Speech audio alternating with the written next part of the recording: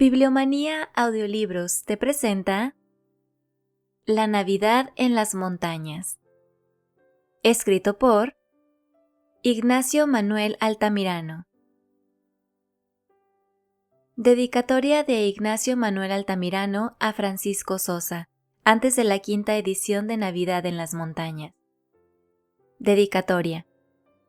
A mi querido amigo, que hace justamente 20 años, en este mes de diciembre, casi me secuestró por espacio de 3 días a fin de que escribiera esta novela. Se la dediqué cuando se publicó por primera vez en México. Recuerdo bien que deseando que saliese algo mío en el álbum de Navidad que se imprimía, merced a los esfuerzos de usted en el folletín de La Iberia, que dirigía nuestro inolvidable amigo Anselmo de la Portilla, me invitó para que escribiera un cuadro de costumbres mexicanas. Prometí hacerlo, y fuerte con semejante promesa, se instaló usted en mi estudio y, conociendo por tradición mi decantada pereza, no me dejó descansar, alejó a las visitas que pudieran haberme interrumpido. Tomaba las hojas originales a medida que yo las escribía para enviarlas a la imprenta, y no me dejó respirar hasta que la novela se concluyó. Esto poco más o menos decía yo a usted en mi dedicatoria, que no tengo a la mano y que usted mismo no ha podido conseguir cuando se la he pedido últimamente para reproducirla.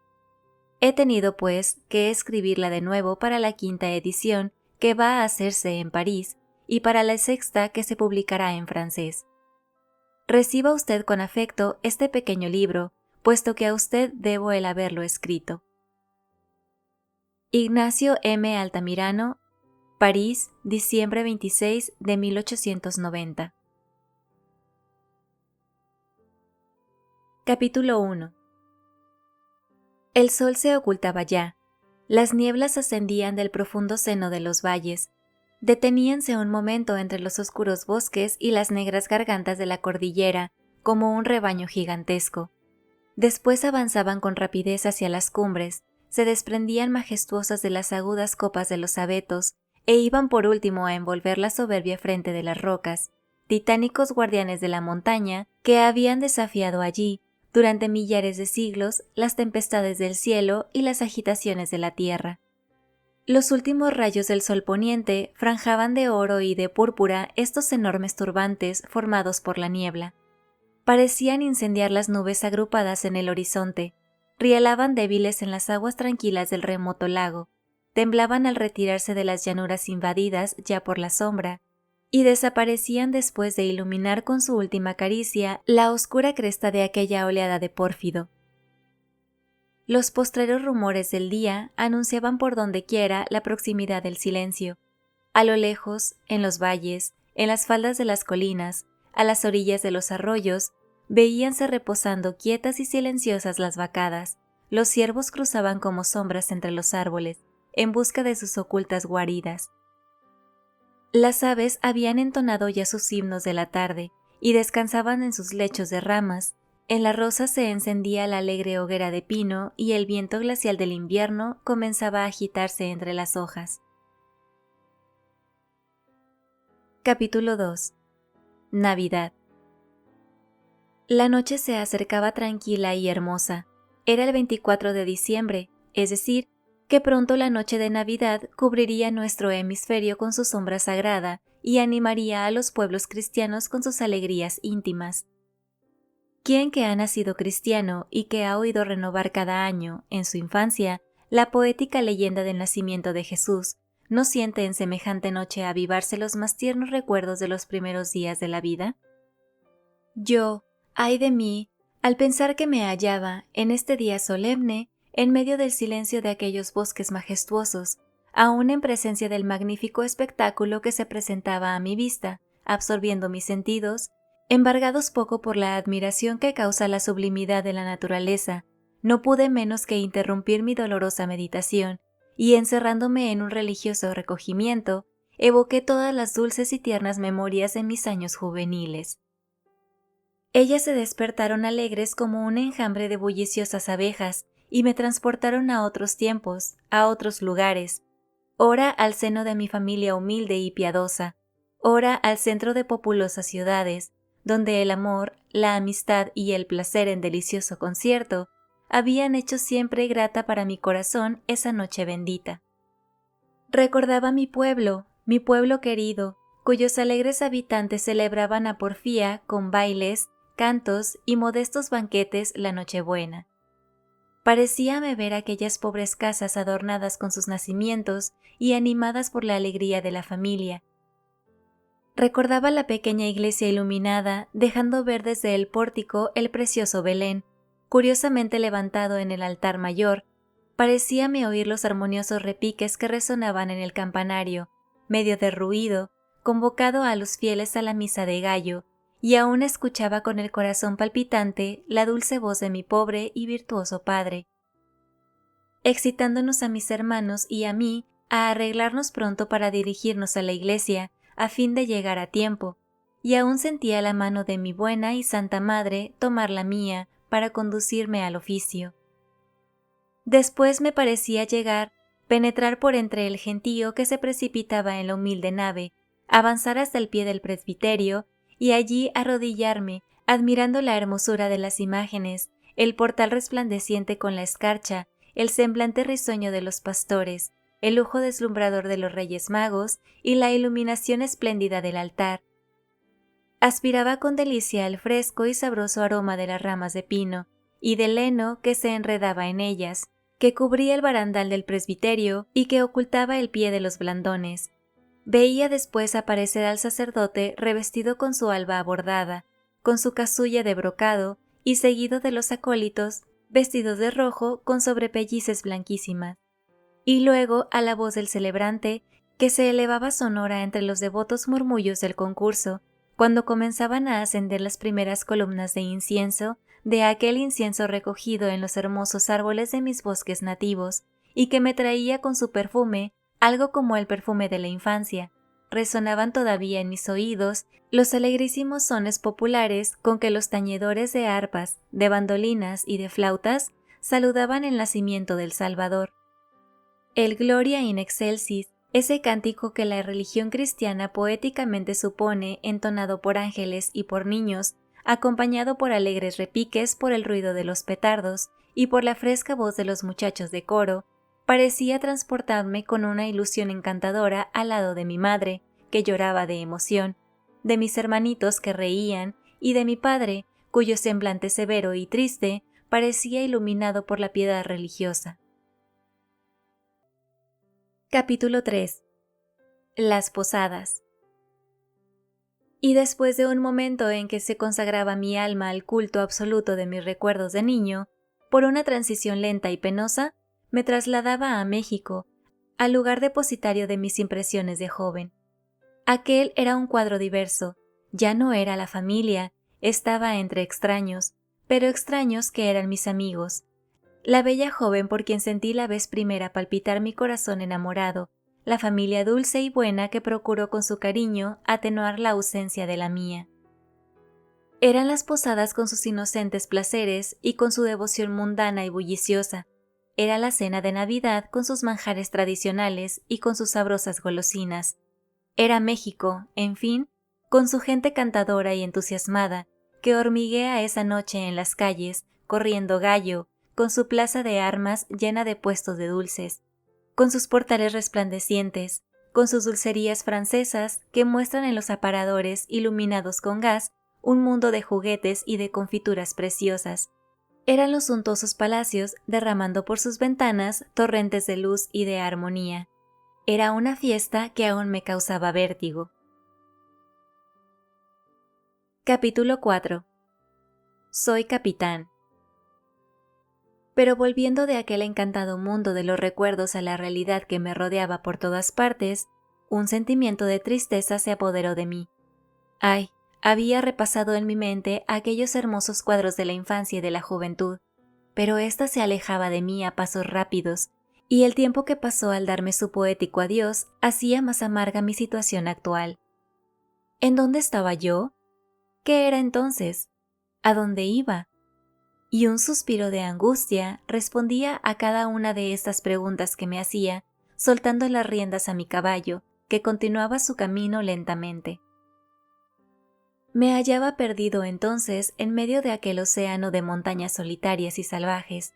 Era yo un proscrito, una víctima de las pasiones políticas, e iba tal vez en pos de la muerte que los partidarios en la guerra civil tan fácilmente decretan contra sus enemigos.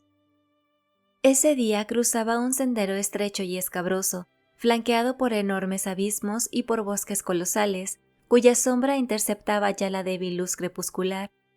Se me había dicho que terminaría mi jornada en un pueblecillo de montañeses hospitalarios y pobres, que vivían del producto de la agricultura y que disfrutaban de un bienestar relativo, merced a su alejamiento de los grandes centros populosos y a la bondad de sus costumbres patriarcales. Ya se me figuraba hallarme cerca del lugar tan deseado.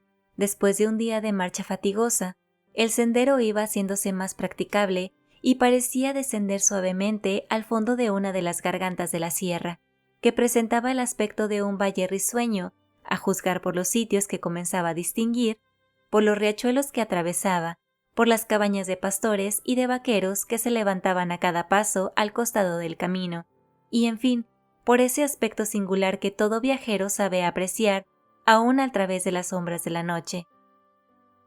Algo me anunciaba que pronto estaría dulcemente abrigado bajo el techo de una choza hospitalaria, calentando mis miembros ateridos por el aire de la montaña, al amor de una lumbre bienhechora, y agasajado por aquella gente ruda, pero sencilla y buena, a cuya virtud debía yo desde hacía tiempo inolvidables servicios. Mi criado, soldado viejo y por lo tanto acostumbrado a las largas marchas y al fastidio de las soledades, había procurado distraerse durante el día, ora cazando al paso, ora cantando y no pocas veces hablando a solas, como si hubiese evocado los fantasmas de sus camaradas del regimiento. Entonces se había adelantado alguna distancia para explorar el terreno y, sobre todo, para abandonarme con toda libertad a mis tristes reflexiones. Repentinamente lo vi volver a galope como portador de una noticia extraordinaria. «¿Qué hay, González?», le pregunté. «Nada, mi capitán, sino que habiendo visto a unas personas que iban a caballo delante de nosotros, me avancé a reconocerlas y a tomar informes, y me encontré con que eran el cura del pueblo, a donde vamos, y su mozo, que viene de una confesión, y van al pueblo a celebrar la Nochebuena. Cuando les dije que mi capitán venía a retaguardia, el señor cura me mandó que viniera a ofrecerle de su parte el alojamiento, y allí hizo alto para esperarnos». «¿Y le diste las gracias?». «Es claro, mi capitán, y aún le dije que bien necesitábamos de todos sus auxilios, porque veníamos cansados y no hemos encontrado en todo el día un triste rancho donde comer y descansar». «¿Y qué tal? ¿Parece buen sujeto el cura?». «Es español, mi capitán, y creo que es todo un hombre». «Español», me dije yo. «Eso sí me alarma. Yo no he conocido clérigos españoles más que carlistas. En fin, con no promover disputas políticas, me evitaré cualquier disgusto y pasaré una noche agradable. Vamos, González, a reunirnos al cura». Diciendo esto, puse mi caballo a galope, y un minuto después llegamos a donde nos aguardaban el eclesiástico y su mozo. Adelantóse el primero con exquisita finura, y quitándose su sombrero de paja, me saludó cortésmente. «Señor capitán», me dijo, «en todo tiempo tengo el mayor placer en ofrecer mi humilde hospitalidad a los peregrinos que una rara casualidad suele traer a estas montañas.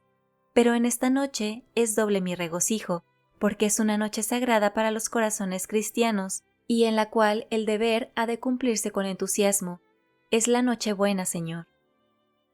Di las gracias al buen sacerdote por su afectuosidad y acepté desde luego oferta tan lisonjera. «Tengo una casa cural muy modesta», añadió, «como que es la casa de un cura de aldea y de aldea pobrísima. Mis feligreses viven con el producto de un trabajo improbo y no siempre fecundo. Son labradores y ganaderos, y a veces su cosecha y sus ganados apenas les sirven para sustentarse. Así es que mantener a su pastor es una carga demasiado pesada para ellos, y aunque yo procuro aligerarla lo más que me es posible, no alcanzan a darme todo lo que quisieran, aunque por mi parte tengo todo lo que necesito y aún me sobra. Sin embargo, me es preciso anticipar a usted esto, señor capitán, para que disimule mi escasez, que con todo no será tanta que no pueda yo ofrecer a usted una buena lumbre, una blanda cama y una cena hoy muy apetitosa gracias a la fiesta.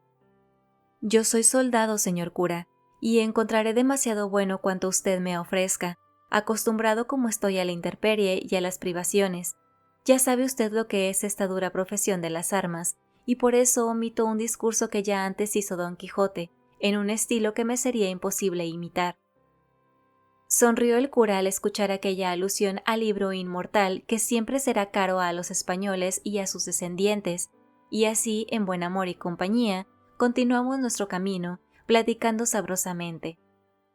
Cuando nuestra conversación se había hecho más confidencial, díjele que tendría gusto en saber, si no había inconveniente en decírmelo, cómo había venido a México y por qué él, español, y que parecía educado esmeradamente, se había resignado a vivir en medio de aquellas soledades, trabajando con tal rudeza y no teniendo por premio sino una situación que rayaba en miseria. Contestóme que con mucho placer satisfaría mi curiosidad, pues no había nada en su vida que debiera ocultarse, y que por el contrario, justamente para deshacer en mi ánimo la prevención desfavorable que pudiera haberme producido el saber que era español, pues conocía bastantemente nuestras preocupaciones a ese respecto, se alegraba de poder referirme en los primeros instantes de nuestro conocimiento algo de su vida, mientras llegábamos al pueblecillo que ya estaba próximo. Capítulo 5. El señor cura. Vine al país de usted, me dijo, muy joven y destinado al comercio, como muchos de mis compatriotas. Tenía yo un tío en México bastante acomodado, el cual me colocó en una tienda de ropas, pero notando algunos meses después de mi llegada que aquella ocupación me repugnaba sobremanera y que me consagraba con más gusto a la lectura, sacrificando a esta inclinación aún las horas de reposo, preguntóme un día si no me sentía yo con más vocación para los estudios. Le respondí que en efecto la carrera de las letras me agradaba más, que desde pequeño soñaba yo con ser sacerdote y que si no hubiese tenido la desgracia de quedar huérfano de padre y madre en España, habría quizás logrado los medios de alcanzar allá la realización de mis deseos. Debo decir a usted que soy oriundo de la provincia de Álava, una de las 3 Vascongadas, y mis padres fueron honradísimos labradores, que murieron teniendo yo muy pocos años, razón por la cual una tía, a cuyo cargo quedé, se apresuró a enviarme a México, donde sabía que mi susodicho tío había reunido, merced a su trabajo, una regular fortuna. Este generoso tío escuchó con sensatez mi manifestación y se apresuró a colocarme con arreglo a mis inclinaciones. Entré en un colegio, donde, a sus expensas, hice mis primeros estudios con algún provecho.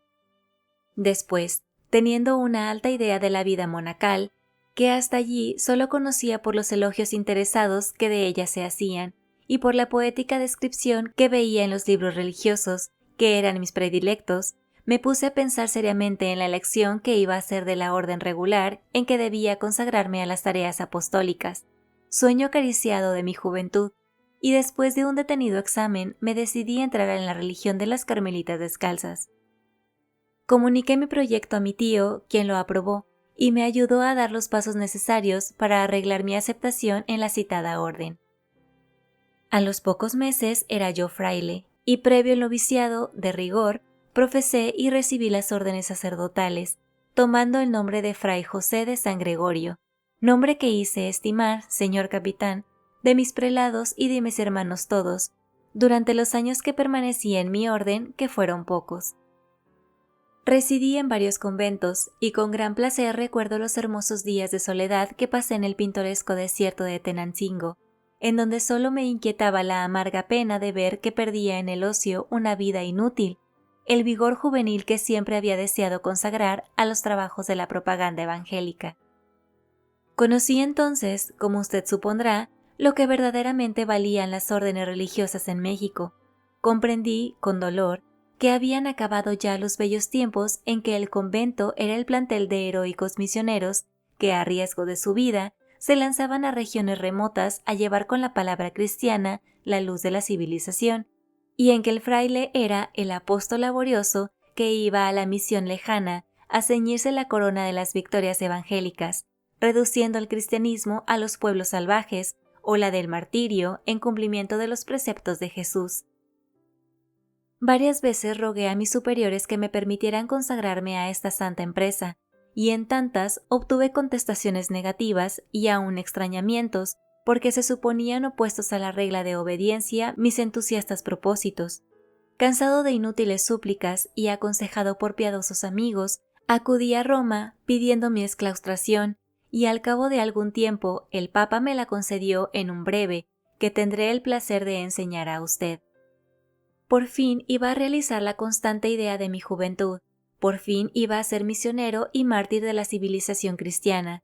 Pero ay, el breve pontificio llegó en un tiempo en que, atacado de una enfermedad que me impedía hacer largos viajes, solo me dejaba la esperanza de diferir mi empresa para cuando hubiese conseguido la salud. Esto hace 3 años.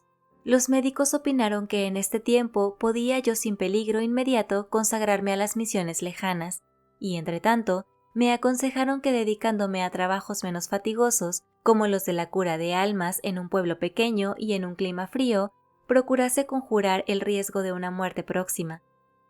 Por eso mi nuevo prelado secular me envió a esta aldea, donde he procurado trabajar cuanto me ha sido posible, consolándome de no realizar aún mis proyectos, con la idea de que en estas montañas también soy misionero, pues sus habitantes vivían, antes de que yo viniese, en un estado muy semejante a la idolatría y a la barbarie.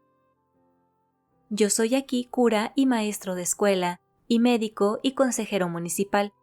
Dedicadas estas pobres gentes a la agricultura y a la ganadería, solo conocían los principios que una rutina ignorante les había transmitido, y que no era bastante para sacarlos de la indigencia en que necesariamente debían vivir.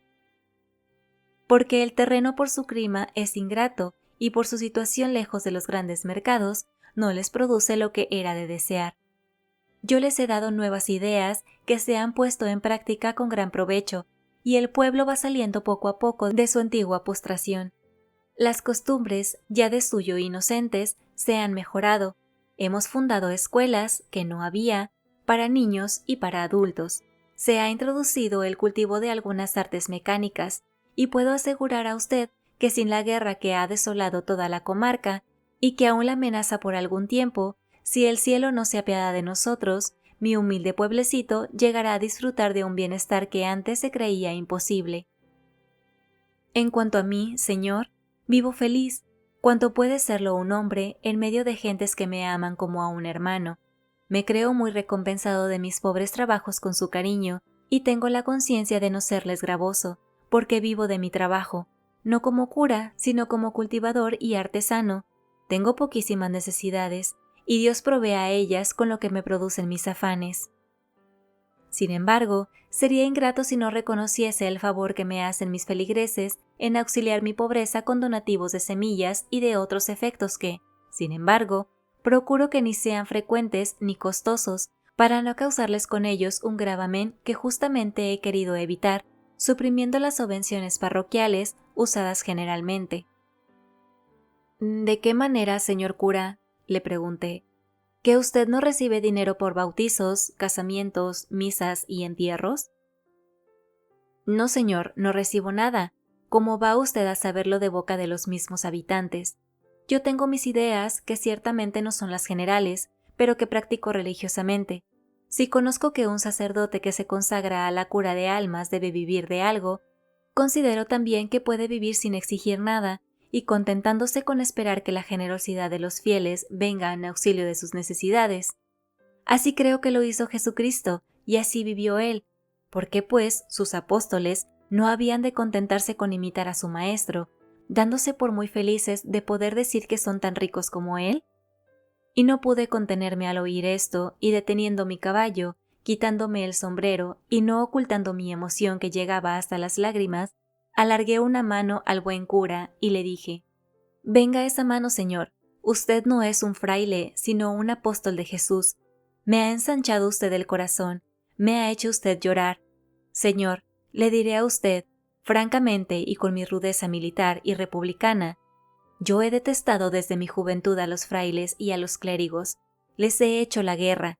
la estoy haciendo todavía en favor de la Reforma, porque he creído que era una peste, pero si todos ellos fuesen como usted, Señor, ¿quién sería el insensato que se atreviese, no digo a esgrimir su espada contra ellos, pero ni aun a dejar de adorarlos? Oh Señor, yo soy lo que el clero llama un hereje, un impío, un sansculote, pero yo aquí digo a usted, en presencia de Dios, que respeto las verdaderas virtudes cristianas. Así, venero la religión de Jesucristo como usted la practica, es decir, como Él la enseñó, y no como la practican en todas partes. Bendita Navidad esta que me reserva la mayor dicha de mi vida, y es el haber encontrado a un discípulo del sublime misionero, cuya venida al mundo se celebra hoy. Y yo venía triste, recordando las Navidades pasadas en mi infancia y en mi juventud, y sintiéndome desgraciado por verme en estas montañas solo con mis recuerdos. ¿Qué valen aquellas fiestas de mi niñez, solo gratas por la alegría tradicional y por la presencia de la familia? ¿Qué valen los profanos regocijos de la gran ciudad que no dejan en el espíritu sino una pasajera impresión de placer? ¿Qué vale todo eso en comparación de la inmensa dicha de encontrar la virtud cristiana, la buena, la santa, la modesta, la práctica, la fecunda en beneficios? Señor cura, permítame usted apearme y darle un abrazo y protestarle que amo el cristianismo cuando lo encuentro tan puro como en los primeros y hermosos días del Evangelio. El cura se bajó también de su pobre caballejo y me abrazó, llorando y sorprendido de mi arranque de sincera franqueza. No podía hablar por su emoción y apenas pudo murmurar al estrecharme contra su pecho. Pero, señor capitán, yo no merezco... Yo creo que cumplo... Esto es muy natural, yo no soy nada. ¿Qué he de ser yo? Jesucristo, Dios, el pueblo. Capítulo 6. El carácter religioso. Después de este abrazo, volvimos a montar a caballo y continuamos nuestro camino en silencio porque la emoción nos embargaba la voz. La oscuridad se había hecho más densa, pero yo veía en el cura, cuyo semblante aún no conocía, algo luminoso. Tan cierto es que la simpatía y la admiración se complacen en revestir a la persona simpática y admirada con los atractivos de la divinidad. Iba yo repasando en mi memoria los hermosos tipos ideales del buen sacerdote moderno, a los cuales se parecía mi compañero de camino, y no recordaba más que a dos con los cuales tuviera una extraña semejanza.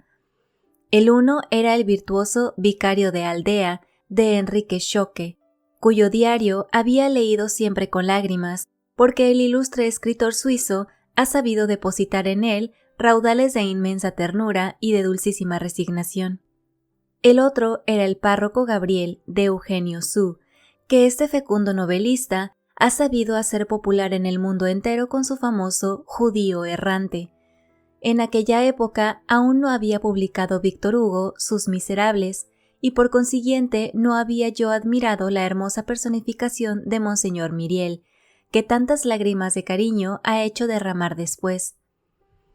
Verdad es que conocía la historia de varios célebres misioneros cuyas virtudes honraban al cristianismo, pero siempre encontraba en su carácter un lunar que me hacía perder en parte mi entusiasta veneración hacia ellos. Solo había podido, pues, admirar en toda su plenitud a los personajes ideales que he mencionado.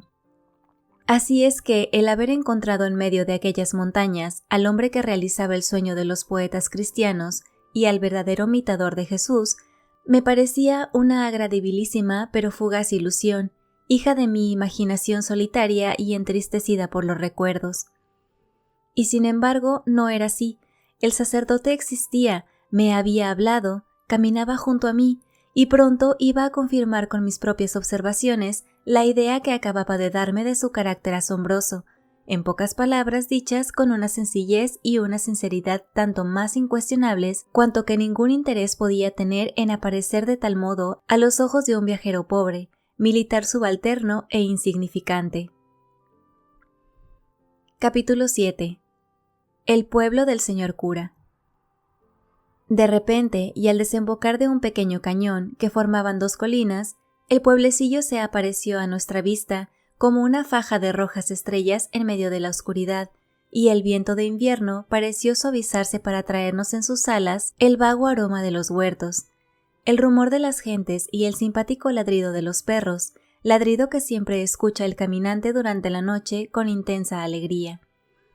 «Ahí tiene usted mi pueblo, señor capitán», me dijo el cura.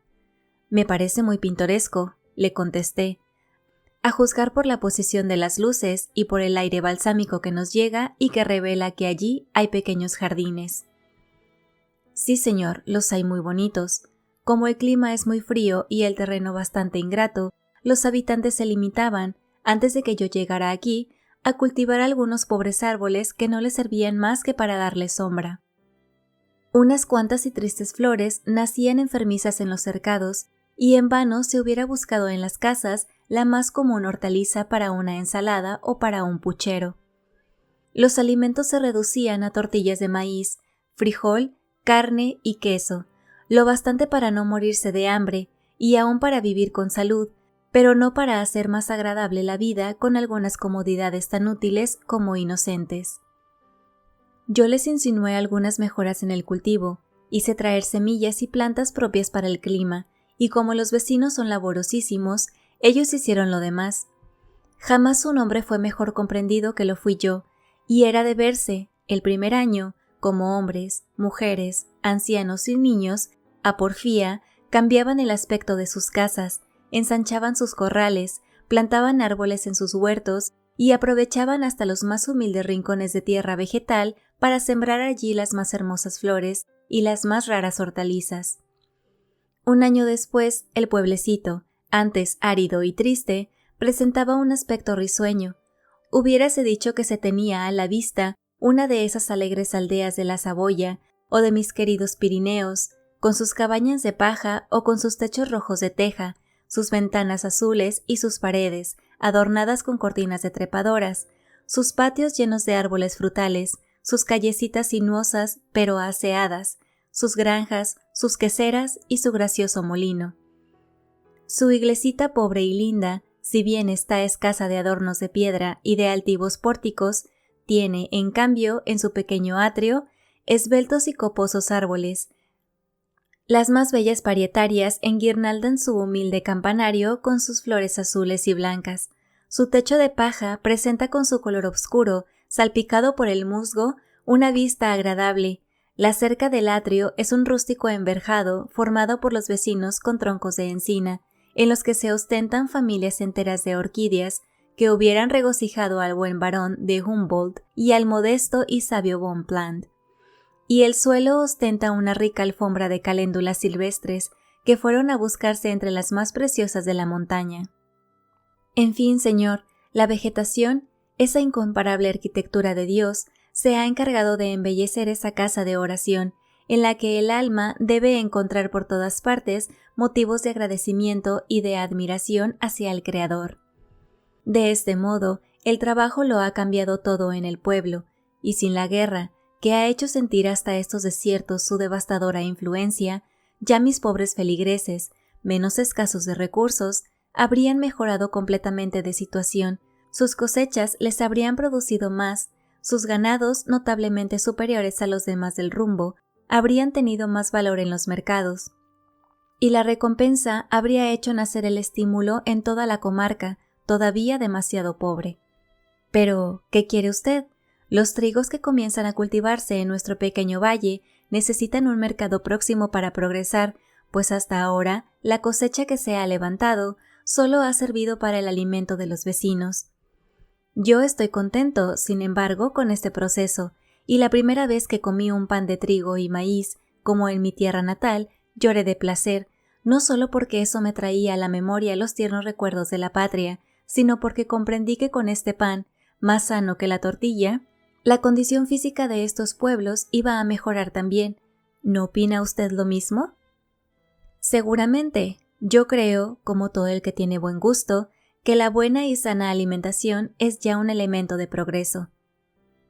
Pues bien, continuó el cura, yo, con el objeto de establecer aquí esa importantísima mejora, he procurado que hubiese un pequeño molino, suficiente por lo pronto para las necesidades del pueblo.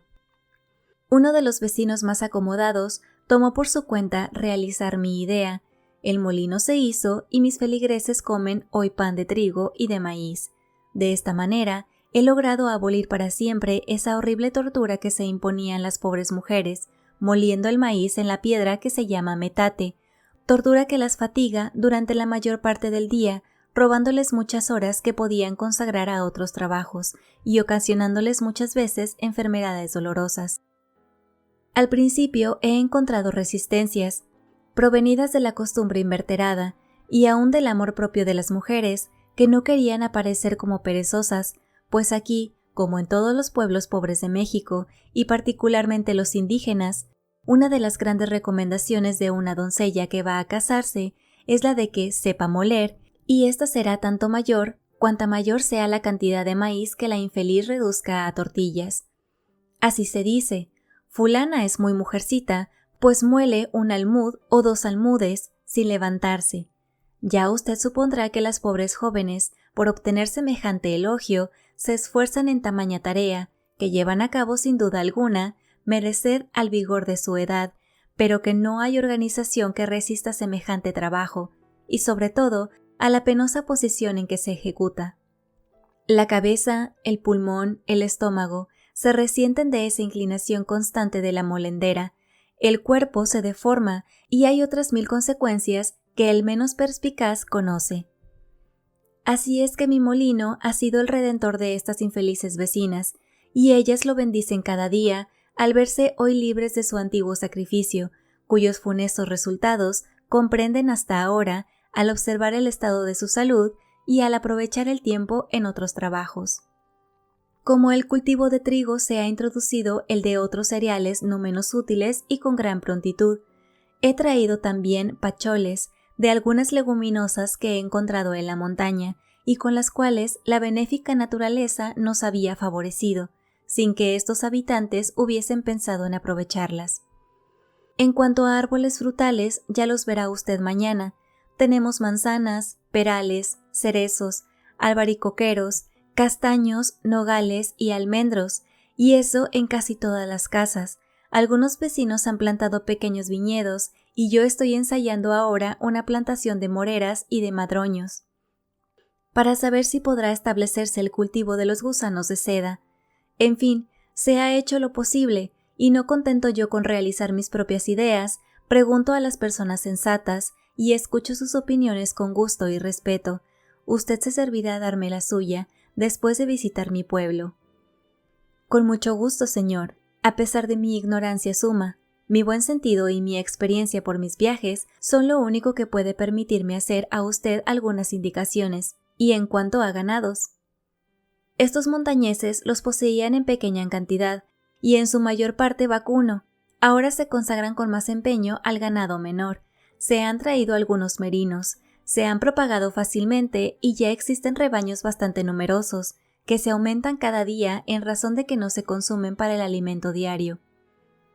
¿No gusta aquí esa carne? Poco. Diré a usted francamente, soy yo quien no gusto de comer carne, y como mis pobres feligreses se han acostumbrado por simpatía a amoldarse a mis gustos, ellos también van quitándose la costumbre, sin que por eso les diga yo sobre ello una sola palabra. Por eso verá usted, también en el pueblo, relativamente pocas aves de corral. Pongo yo poco empeño en la propagación de esas desgraciadas víctimas del apetito humano. En general, yo prefiero la agricultura y solo cuido con esmero a los animales que ayudan al hombre en los rudos y santos trabajos del campo. Así, los bueyes que hay en el pueblo son quizás los más robustos y los mejores del rumbo, porque son también los mejor cuidados. Los mulos y los caballos son ligeros y robustos, como conviene a un país montañoso, aunque a decir verdad, hay más de los primeros que de los segundos, porque sirven aquellos para cargar las mieses que se conducen por nuestros escabrosos caminos, pero estos no son útiles más que para algunos enfermos como yo, o para las mujeres, pues los habitantes prefieren andar a pie, en lo cual hacen muy bien. Señor cura, le dije, estoy muy contento de oír a usted, y me parece admirable la rapidez con que usted ha cambiado la faz de esos pobres lugares. La religión, señor capitán, la religión me ha servido de mucho para hacer todo esto. Sin mi carácter religioso, quizás no habría yo sido escuchado ni comprendido. Verdad es que yo no he propuesto todas estas reformas en nombre de Dios, ni fingiéndome inspirado por Él. Mi dignidad se opone a esta superchería. Pero evidentemente mi carácter de sacerdote y de cura daba una autoridad a mis palabras que los montañeses no habrían encontrado en la boca de una persona de otra clase. Además, ellos han tenido ocasión todos los días de conocer la sinceridad de mis consejos, y esto me ha servido muchísimo para lograr mi principal objeto, que es el de formar su carácter moral, porque yo no pierdo de vista que soy, ante todo, el misionero evangélico. Solo que yo comprendo así mi cristiana misión, debo procurar el bien de mis semejantes por todos los medios honrados. A ese fin debo invocar la religión de Jesús como causa para tener la civilización y la virtud como resultado preciso. El Evangelio no solo es la buena nueva bajo el sentido de la conciencia religiosa y moral, sino también desde el punto de vista de bienestar social. La bella y santa idea de la fraternidad humana en todas sus aplicaciones debe encontrar en el misionero evangélico su más entusiasta propagandista, y así es como este apóstol logrará llevar a los altares de un Dios de paz a un pueblo dócil, regenerado por el trabajo y por la virtud, al campo y al taller, a un pueblo inspirado por la idea religiosa que le ha impuesto, como una ley santa, la ley del trabajo y de la hermandad. Señor cura, volví a decir entusiasmado, usted es un demócrata verdadero. El cura me miró sonriendo a la luz de la primera fogata que los alegres vecinos habían encendido a la entrada del pueblo y que atizaban a la sazón 3 chicuelos. ¿Demócrata o discípulo de Jesús, no es acaso la misma cosa?, me contestó. Oh, tiene usted razón, pero no es así como se piensa allá en otras partes. Dios mío, qué bendita Navidad esta que me ha hecho encontrar lo que me había parecido un sueño de mi juventud entusiasta. Capítulo 8. El hermano cura. Pero los chicos, luego que vieron al cura, vinieron a saludarlo alegremente y luego corrieron al centro del pueblecillo gritando: ¡El hermano cura! ¡El hermano cura! «El hermano cura», repetí yo con extrañeza. «¡Qué raro! ¿Es así como llaman aquí a su párroco?» «No, señor», me respondió el sacerdote. «Antes le llamaban aquí, como en todas partes, el señor cura, pero a mí me desagrada esa fórmula, demasiado altisonante, y he rogado a todos que me llamen el hermano cura. Esto me da mayor placer». «Es usted completo, y yo que he venido llamando a usted el señor cura». «Pues bien, está usted perdonado, con tal de que siga llamándome su amigo nada más». Yo apreté la mano de aquel hombre honrado y humilde y me aparté un poco para dejar a la gente, que había acudido a su encuentro, saludarlo a todo su sabor. Los ancianos le abrazaban, pues se había bajado del caballo, con ternura paternal, y él era quien los saludaba con veneración. Los hombres le hablaban como a un hermano y los chicos como a un maestro. En todo se notaba una afectuosa y sincera familiaridad. Al llegar a su casita, que estaba, como es costumbre, junto a la pequeña iglesia parroquial y en la que podía llamarse plaza, el cura, enseñándome una bella casa grande, la más bella quizás del pueblo, me dijo: «Ahí tiene usted nuestra escuela». Y como yo me mostraba un poco admirado de verla, tan bonita y aseada, revelando luego que era el edificio predilecto de los vecinos, observé en estos, al felicitarlos, un sentimiento de justísimo orgullo. El más viejo de los que estaban cerca me dijo: «Señor, es él quien merece la enhorabuena. Por él la tenemos, y por él saben leer nuestros hijos. Cuando nosotros la levantamos, aconsejados por él, y la concluimos, al verla tan nueva y tan linda, le propusimos que se fuera a vivir en ella, porque le debemos muchos beneficios, y que nos dejara el curato para la escuela, pero se enfadó con nosotros y nos preguntó si él valía acaso más que los niños del pueblo, y si necesitaba ocupar tantas piezas él solo. Nos avergonzamos y conocimos nuestro disparate. Es muy bueno el hermano cura, ¿no le parece a usted?» Yo fui a abrazar al cura en silencio y más conmovido que nunca. Entramos por fin a la casa del curato, que era pequeña y modesta, pero muy aseada y embellecida con un jardincillo, provista de una cuadra y de un corral. La gente se detuvo en la puerta. Adentro aguardaban al cura el alcalde con algunos ancianos y algunas mujeres de edad. El cura se quitó el sombrero delante del alcalde, dando así un ejemplo del constante respeto que debe tenerse a la autoridad. Emanada del pueblo, saludó cariñosamente a las viejas vecinas y entró conmigo y los hombres a su saloncito, que no era más grande que un cuarto común.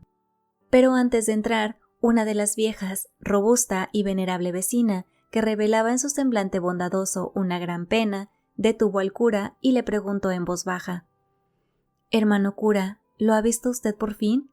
¿Está más aliviado? ¿Vendrá esta noche?» «Ah, sí, Gertrudis», respondió el cura. «Se me olvidaba. Lo vi, hablé con él. Está triste, muy triste, pero vendrá, me lo ha prometido». «Pues voy a avisárselo a Carmen para que se alegre», replicó la anciana.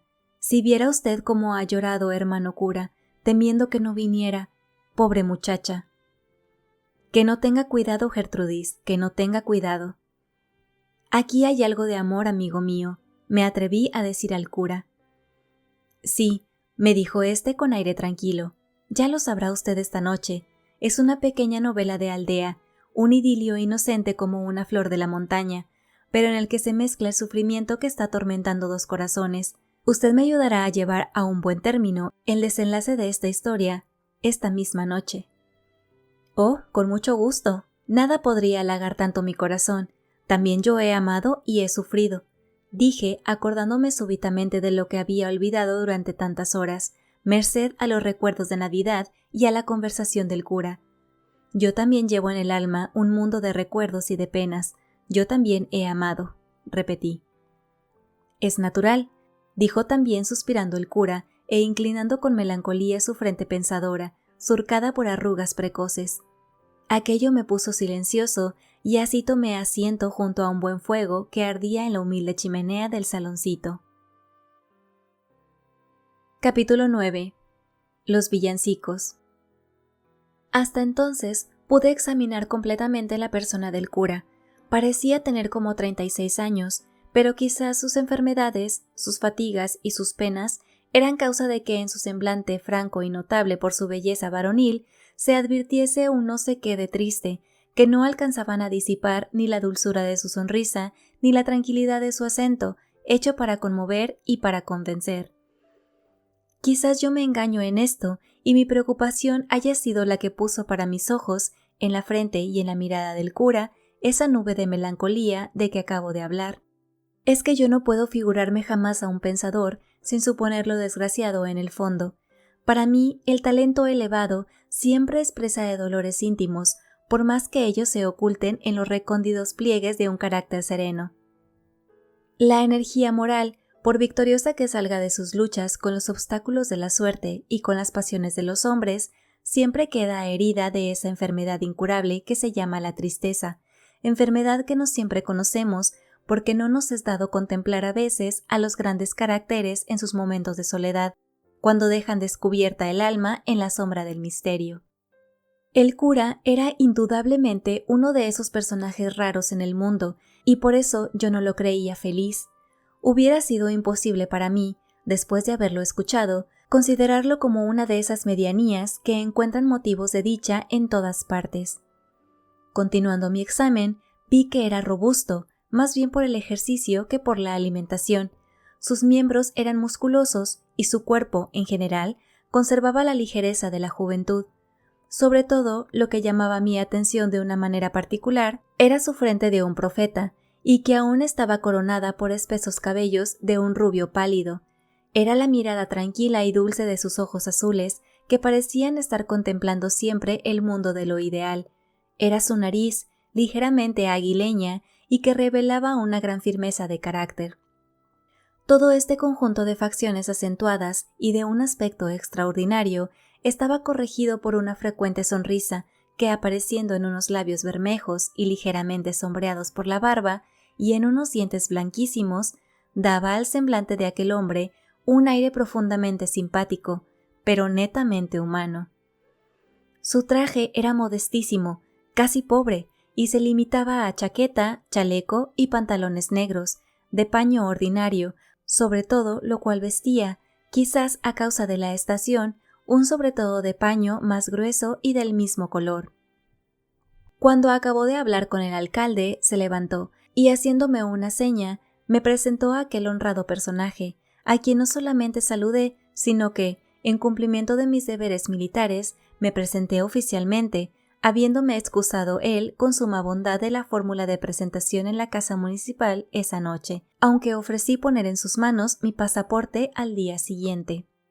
Después, el cura me presentó a un sujeto que había estado hablando con él, juntamente con el alcalde, y cuya inteligente fisonomía me había llamado ya la atención.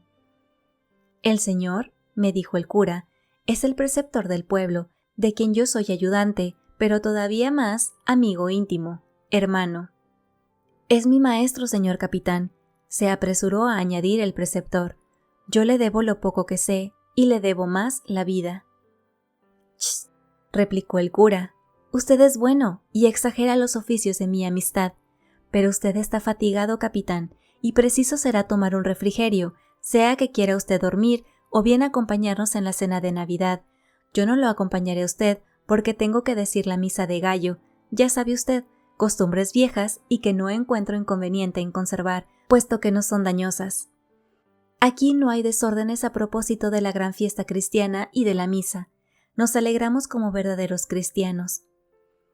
Guíome entonces el cura a un pequeño comedor, en el que también ardía un agradable fuego, y allí nos acompañó al preceptor y a mí mientras que tomábamos una merienda frugal, pues no quise privarme del placer de hacer los honores a la tradicional cena de Navidad. Después, dejándome reposar un rato, salió con el preceptor a preparar en la iglesia todo lo necesario para el oficio. Cuando volvió, me invitó a dar una vuelta por la placita, en que se había reunido alguna gente en derredor de los tocadores de arpa, y al amor de las hermosas hogueras de pino que se habían encendido de trecho en trecho. La plazoleta presentaba un aspecto de animación y de alegría que producían una impresión grata. Los arpistas tocaban sonatas populares y los mancebos bailaban con las muchachas del pueblo. Las vendedoras de buñuelos y de bollos con miel y castañas confitadas atraían a los compradores con sus gritos frecuentes, mientras que los muchachos de la escuela formaban grandes corros para cantar villancicos, acompañándose de panderetas y pitos, delante de los pastores de las cercanías y demás montañeses que habían acudido al pueblo para pasar la fiesta. Nos acercamos al más grande de estos corros y a la luz de la hoguera pude ver rostros y personajes verdaderamente dignos de Belén y que me recordaron el hermoso cuadro del nacimiento de Jesús, de Nuestra Cabrera, que decora la sacristía de Tasco. En efecto, esas cabezas rudas, morenas y enérgicamente acentuadas, con sus flotantes cabelleras grises y sus largas barbas, esas sonrisas bonachonas y esos brazos nervudos apoyándose en el cayado, parece ser el modelo que sirvió a nuestro famoso pintor para su Adoración de los Pastores. Y junto a ellos, y haciendo contraste, las muchachas del pueblo con su fisonomía dulce, sus mejillas sonrosadas y su traje pintoresco, y los niños con su semblante alegre, sus carrillos hinchados para tocar los pitos, o sus bracitos agitados tocando los panderos. Todo aquello me pareció un sueño de Navidad. El cura notó mi curiosidad y me dijo: «Esos hombres son en efecto pastores de las cercanías, y pastores verdaderos, como los que aparecen en los idilos de Teócrito y en las eglogas de Virgilio y de Garcilaso. Hacen una vida enteramente bucólica, y no vienen a poblados sino en las grandes fiestas, como la presente. A pocas leguas de aquí están apacentándose hoy sus numerosos rebaños, en los terrenos que las arriendan los pueblos cercanos. Estos rebaños se llaman haciendas flotantes, pertenecen a ricos propietarios de las ciudades y muchas veces a un rico pastor que en persona viene a cuidar su ganado. Estos hombres son dependientes de estas haciendas y viven comúnmente en las majadas que establecen en las gargantas de la sierra. Hoy ha venido en mayor número porque, como usted supondrá, la Nochebuena es su fiesta de familia.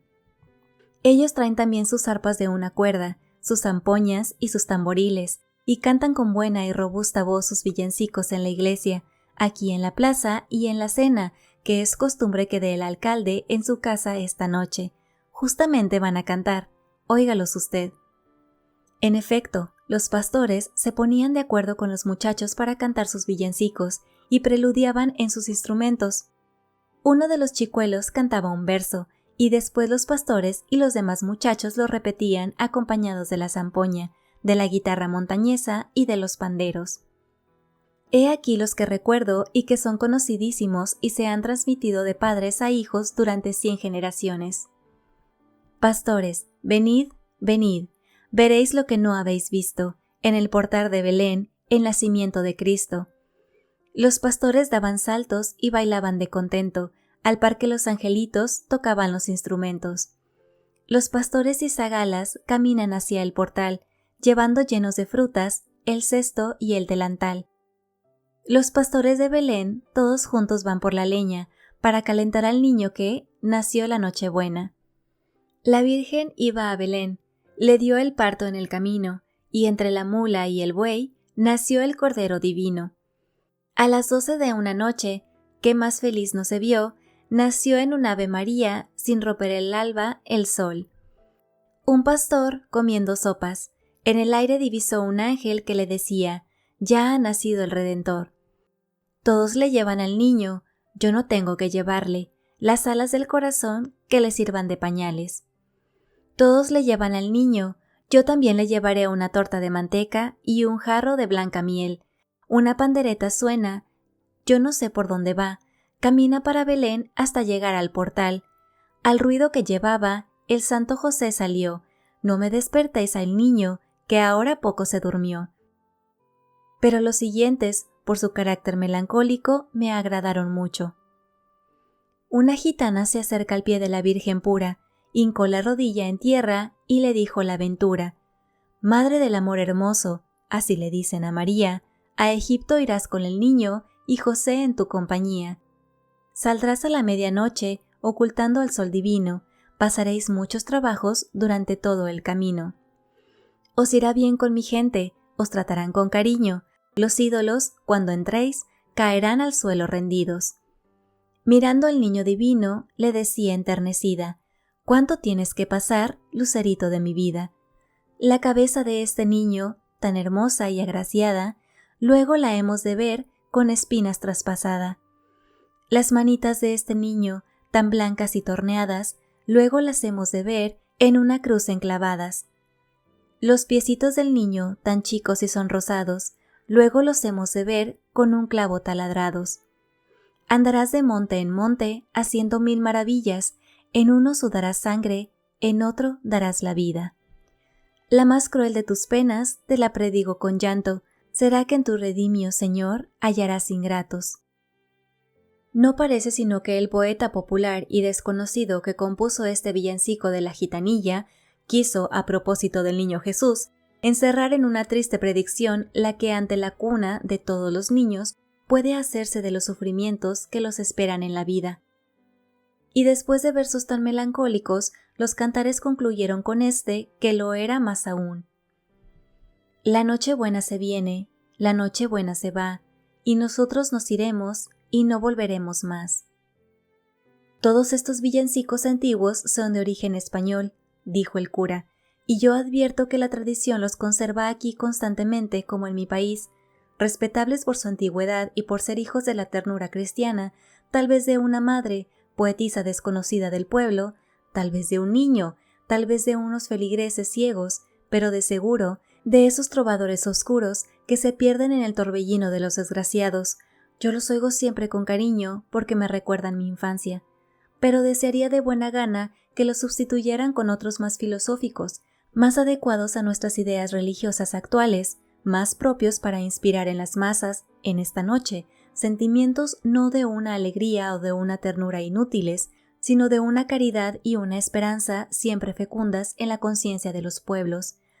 Pero no hay quien se consagre a esta hermosa poesía popular, tan sencilla como bella, y además sería preciso que el pueblo la aceptase gustoso para que se pudiera generalizar y perpetuar. Capítulo 10. Misa de gallo.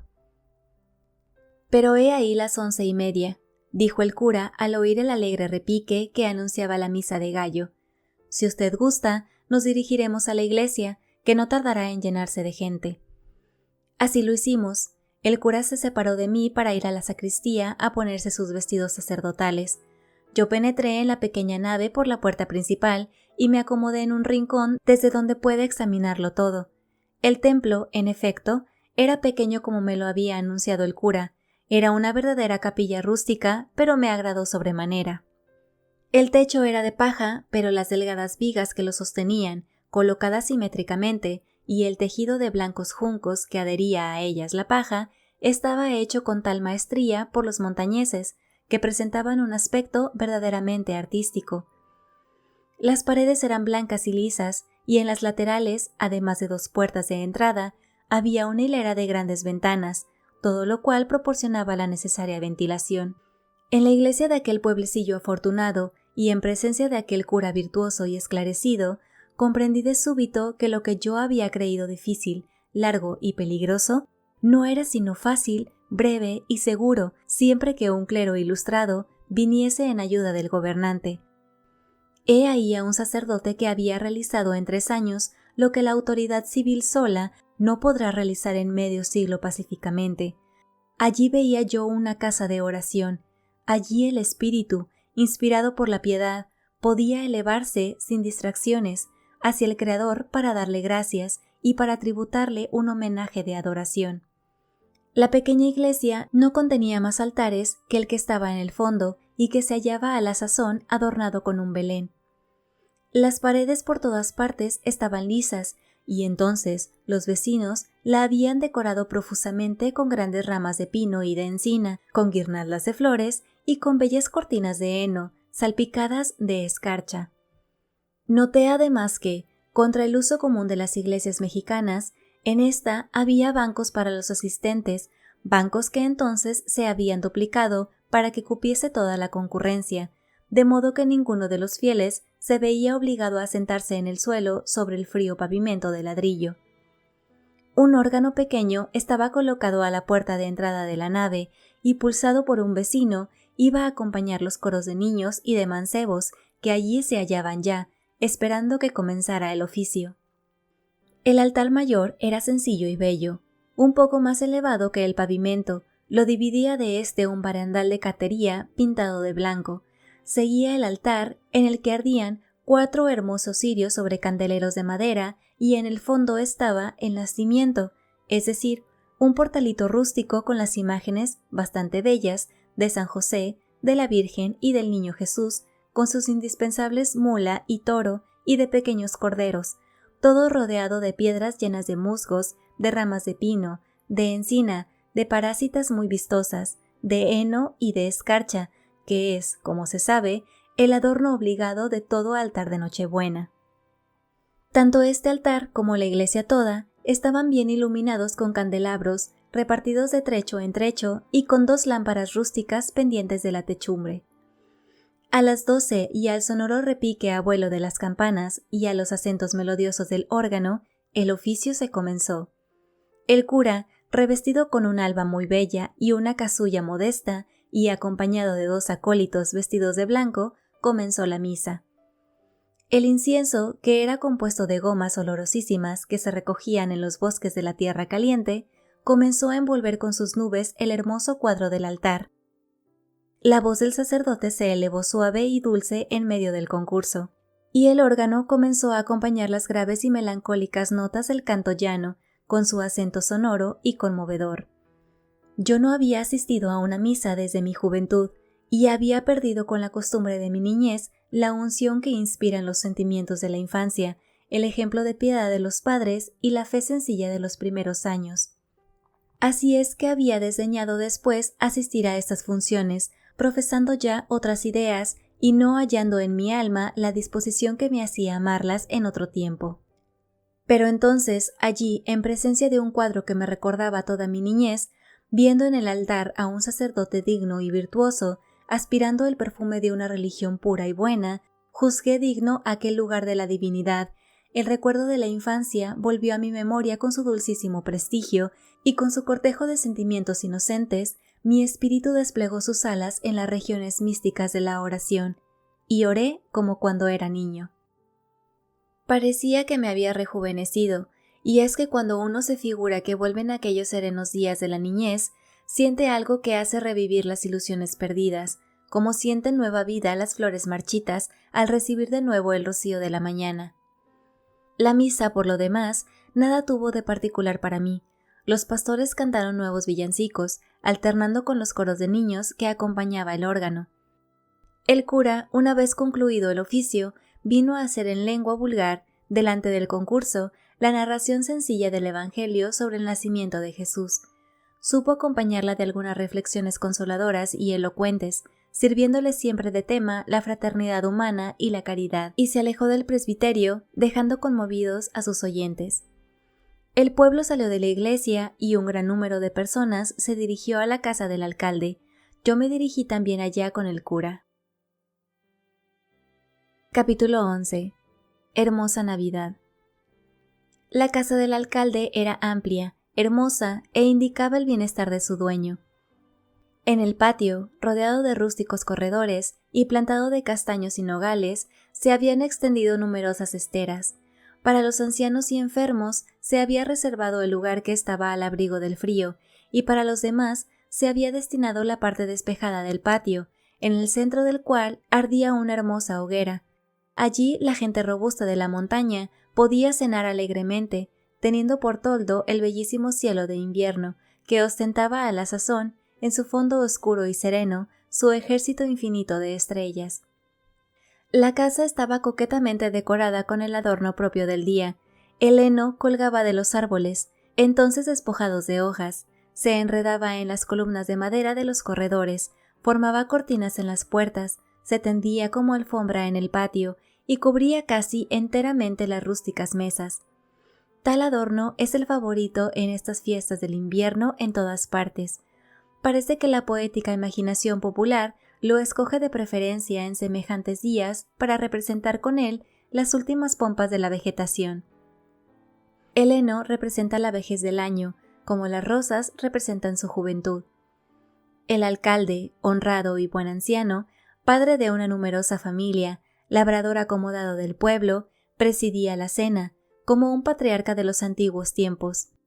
Junto a él nos sentábamos nosotros, es decir, el cura, el maestro de escuela y yo.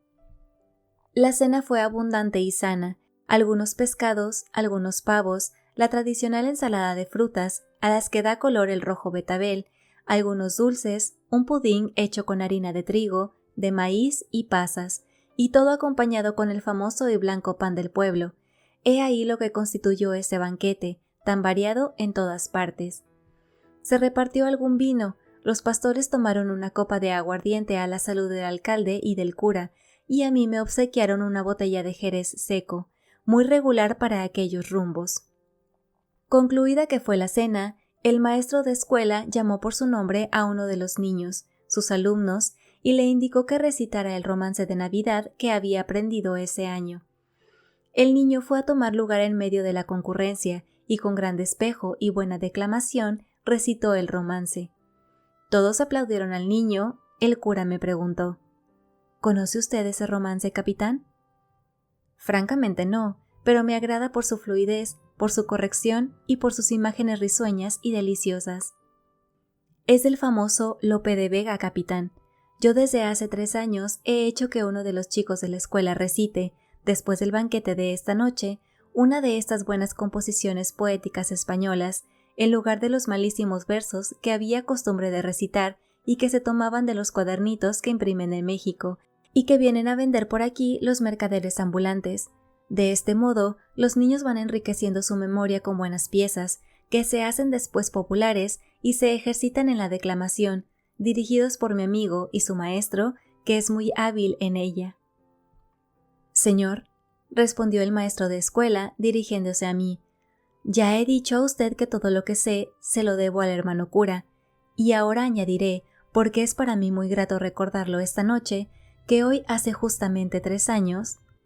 Permítame usted, hermano, que yo lo refiera, se lo ruego a usted, añadió contestando al cura, que le pedía se callase. Hoy hace 3 años que iba yo a ser víctima del fanatismo. Era yo un infeliz preceptor de un pueblo cercano, que habiendo recibido una educación imperfecta, me dediqué, sin embargo, por necesidad, a la enseñanza primaria, recibiendo en cambio una mezquina retribución de 12 pesos. Servía yo, además, de notario al cura y de secretario al alcalde y trabajaba mucho, pero en las horas de descanso procuraba yo ilustrar mi pobre espíritu con útiles lecturas que me proporcionaba encargando libros o adquiriéndolos de los viajeros que solían pasar y que, mirando mi afición, me regalaban algunos que traían por casualidad. De este modo pasé 14 años y, como es natural, a fuerza de perseverancia, llegué a reunir algunos conocimientos que, por imperfectos que fuesen, me hicieron superior a los vecinos del lugar, que me escuchaban siempre con atención y a veces con simpatía y participando de mis opiniones. Entonces acertó a llegar de cura a este pueblo un clérigo que desaprobó mi método de enseñanza, me ordenó suspender las clases y acabó por querer también asesorar a la autoridad municipal en todos sus asuntos, y tanto que con motivo de las nuevas leyes dadas por el gobierno liberal, predicó la desobediencia y aún se puso de acuerdo con las partidas de rebeldes que por ese rumbo aparecieron luchando contra la Constitución. Yo entonces creí conveniente advertir a la autoridad el peligro que había en escuchar las gestiones del cura, y me manifesté opuesto a sujetarme a sus órdenes en cuanto a la enseñanza de mis niños.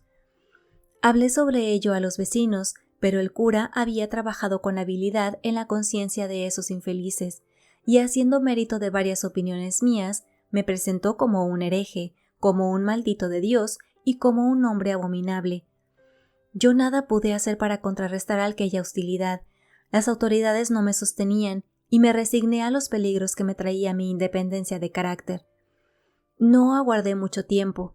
Al llegar la Nochebuena de hace 3 años, el pueblo, embriagado y excitado, se dirigió a mi casa, me sacó de ella y me llevó a una barranca cercana a esta población para matarme. Figúrese usted la aflicción de mi mujer y de mis hijos. Pero el más grandecito de ellos, iluminado por una idea feliz, corrió a este pueblo, donde hacía poco había llegado el hermano cura aquí presente y que me había dado muestras de amistad las diversas veces que había ido a ver a mi escuela. Mi hijo le avisó del peligro que yo corría y no se necesitó más, vino a salvarme. En manos de aquellos furiosos caminaba yo maniatado y ya había llegado a la barranca con el corazón presa de una angustia espantosa por mi familia. Ya aquellos hombres, ebrios y engañados, se precipitaban a darme la muerte por hereje y maldito, cuando se detuvieron llenos de un terror y de un respeto solo comparables a su ferocidad. Iba a amanecer y la indecisa luz de la madrugada alumbraba aquel cuadro de muerte, cuando de súbito se apareció en lo alto de una pequeña colina cercana un sacerdote, vestido de negro, que hacía señas y que se acercaba al grupo apresuradamente. Seguíanle este mismo señor alcalde, que entonces lo era también, y un gran grupo de vecinos. El hermano cura llegó, se encaró con mis verdugos y les preguntó por qué iban a matarme. «Por hereje, señor cura», les respondieron. «Este hombre no cree en Dios, ni es cristiano, ni va a misa, ni respeta a nuestros santos, y es enemigo del padrecito de nuestro pueblo». Ya supondrá usted, capitán, lo que el hermano cura les diría.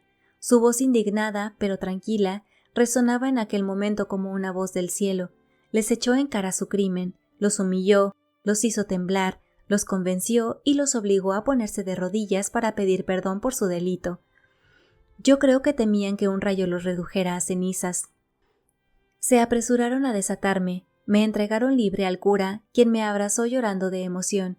Vinieron a suplicarme que los perdonara, y en ese momento apareció mi infeliz mujer, jadeando de fatiga, gritando y mostrando en sus brazos a mi hijo más pequeño, implorando piedad para mí.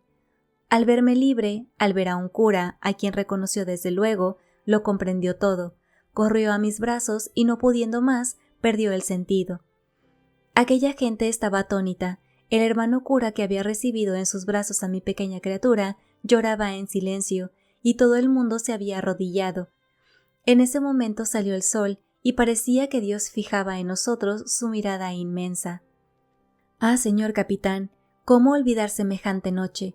La tengo grabada en el alma de una manera constante, y si alguna vez he creído ver la sublime imagen de Jesucristo sobre la tierra, ha sido esa, en que el hermano cura me salvó a mí de la muerte, a toda una familia infeliz de la orfandad, y a aquellos desgraciados fanáticos del infierno de los remordimientos.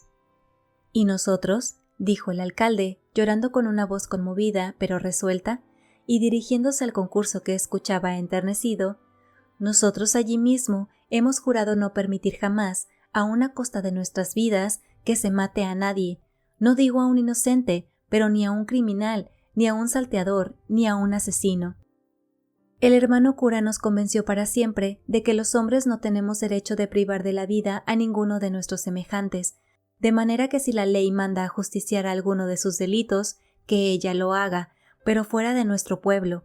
Aquí hemos de procurar que nunca se haga tal cosa, porque el pueblo se mancharía, y para no vernos en esa vergüenza y en ese conflicto, lo que tenemos que hacer es ser honrados siempre, siempre.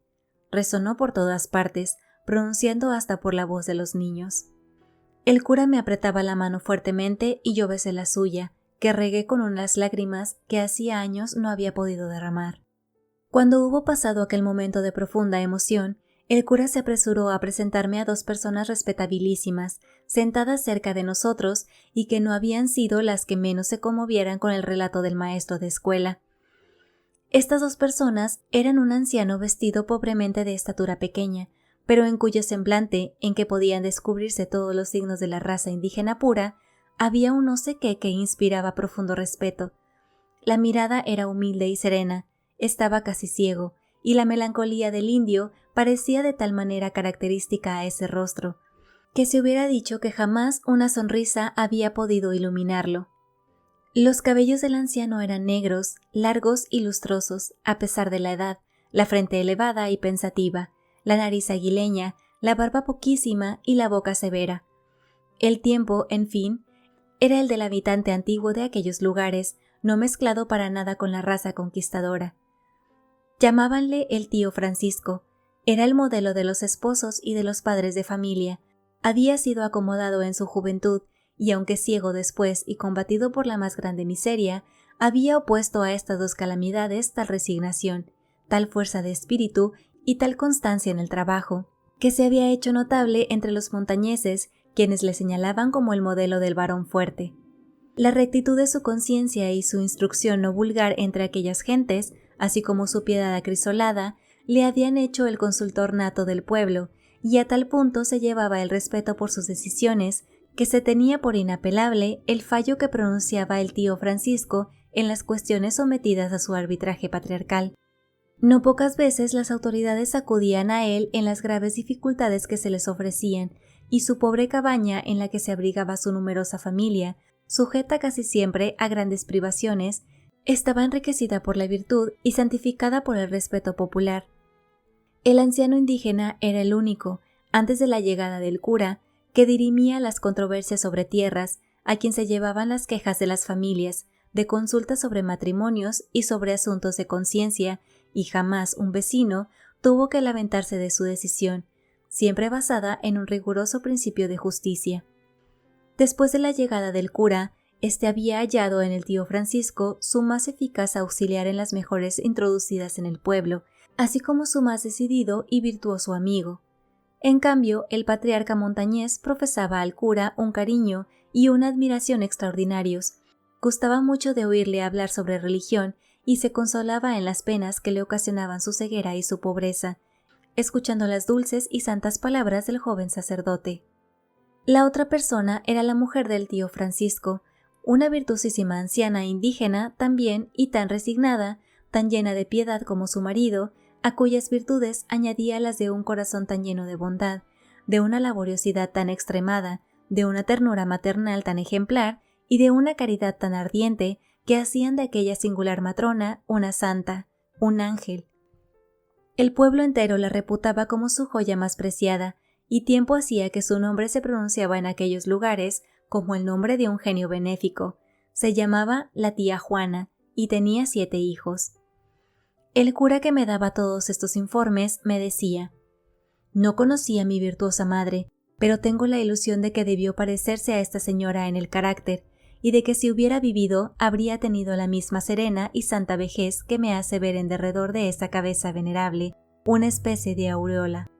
Note usted qué dulzura de mirada, qué corazón tan puro revela esa sonrisa, qué alegría y resignación en medio de la miseria y de las espantosas privaciones que parecen perseguir a estos dos ancianos.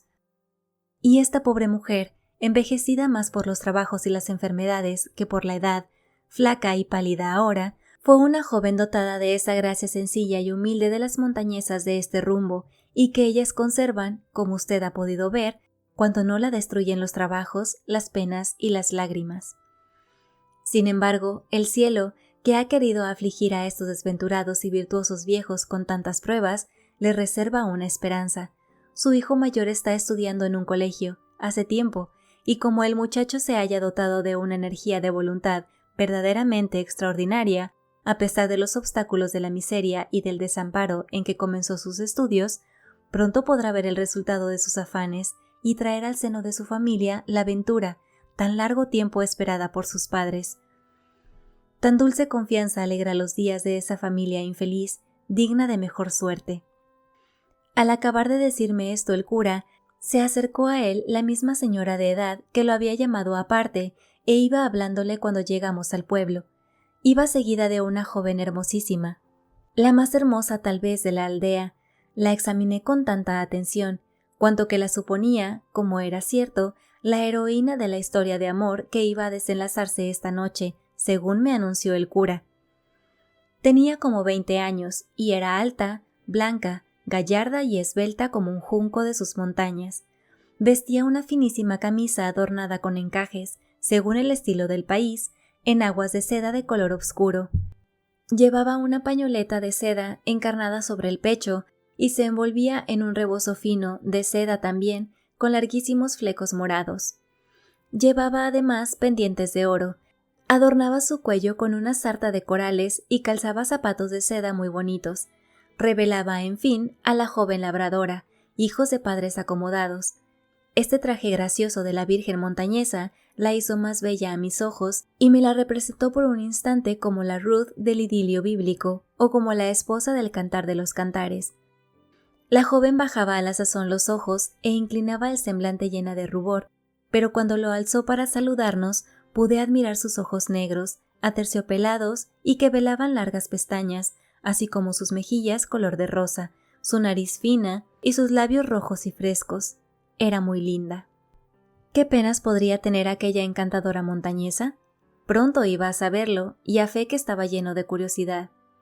La señora mayor se acercó al cura y le dijo: «Hermano, usted nos había prometido que Pablo vendría y no ha venido». La señora concluyó esta frase con la más grande aflicción. «Sí, no ha venido», repitió la joven, y 2 gruesas lágrimas rodaron por sus mejillas.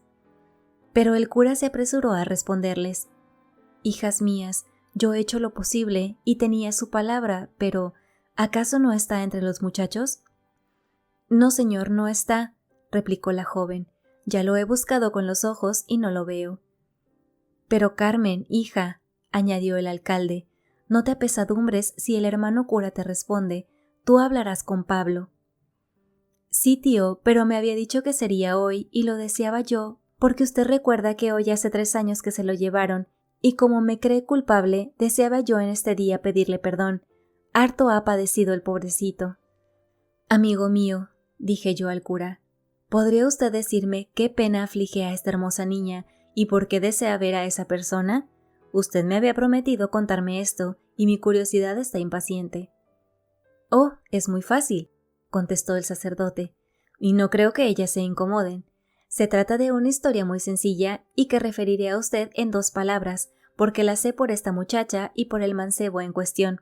Siéntense ustedes, hijas mías, mientras refiero estas cosas al señor capitán», añadió el cura, dirigiéndose a la señora y a Carmen, quienes tomaron un asiento junto al alcalde. Pablo era un joven huérfano de este pueblo, y desde su niñez había quedado a cargo de una tía muy anciana, que murió hace 4 años.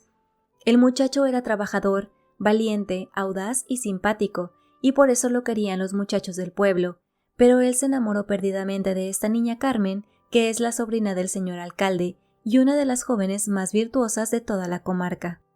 Carmen no correspondió al afecto de Pablo, sea porque su educación, extremadamente recatada, la hiciese muy tímida todavía para los asuntos amorosos, sea, lo que yo creo más probable, que la asustaba la ligereza de carácter del joven, muy dado a galanteos, y que había ya tenido varias novias a quienes había dejado por los más ligeros motivos.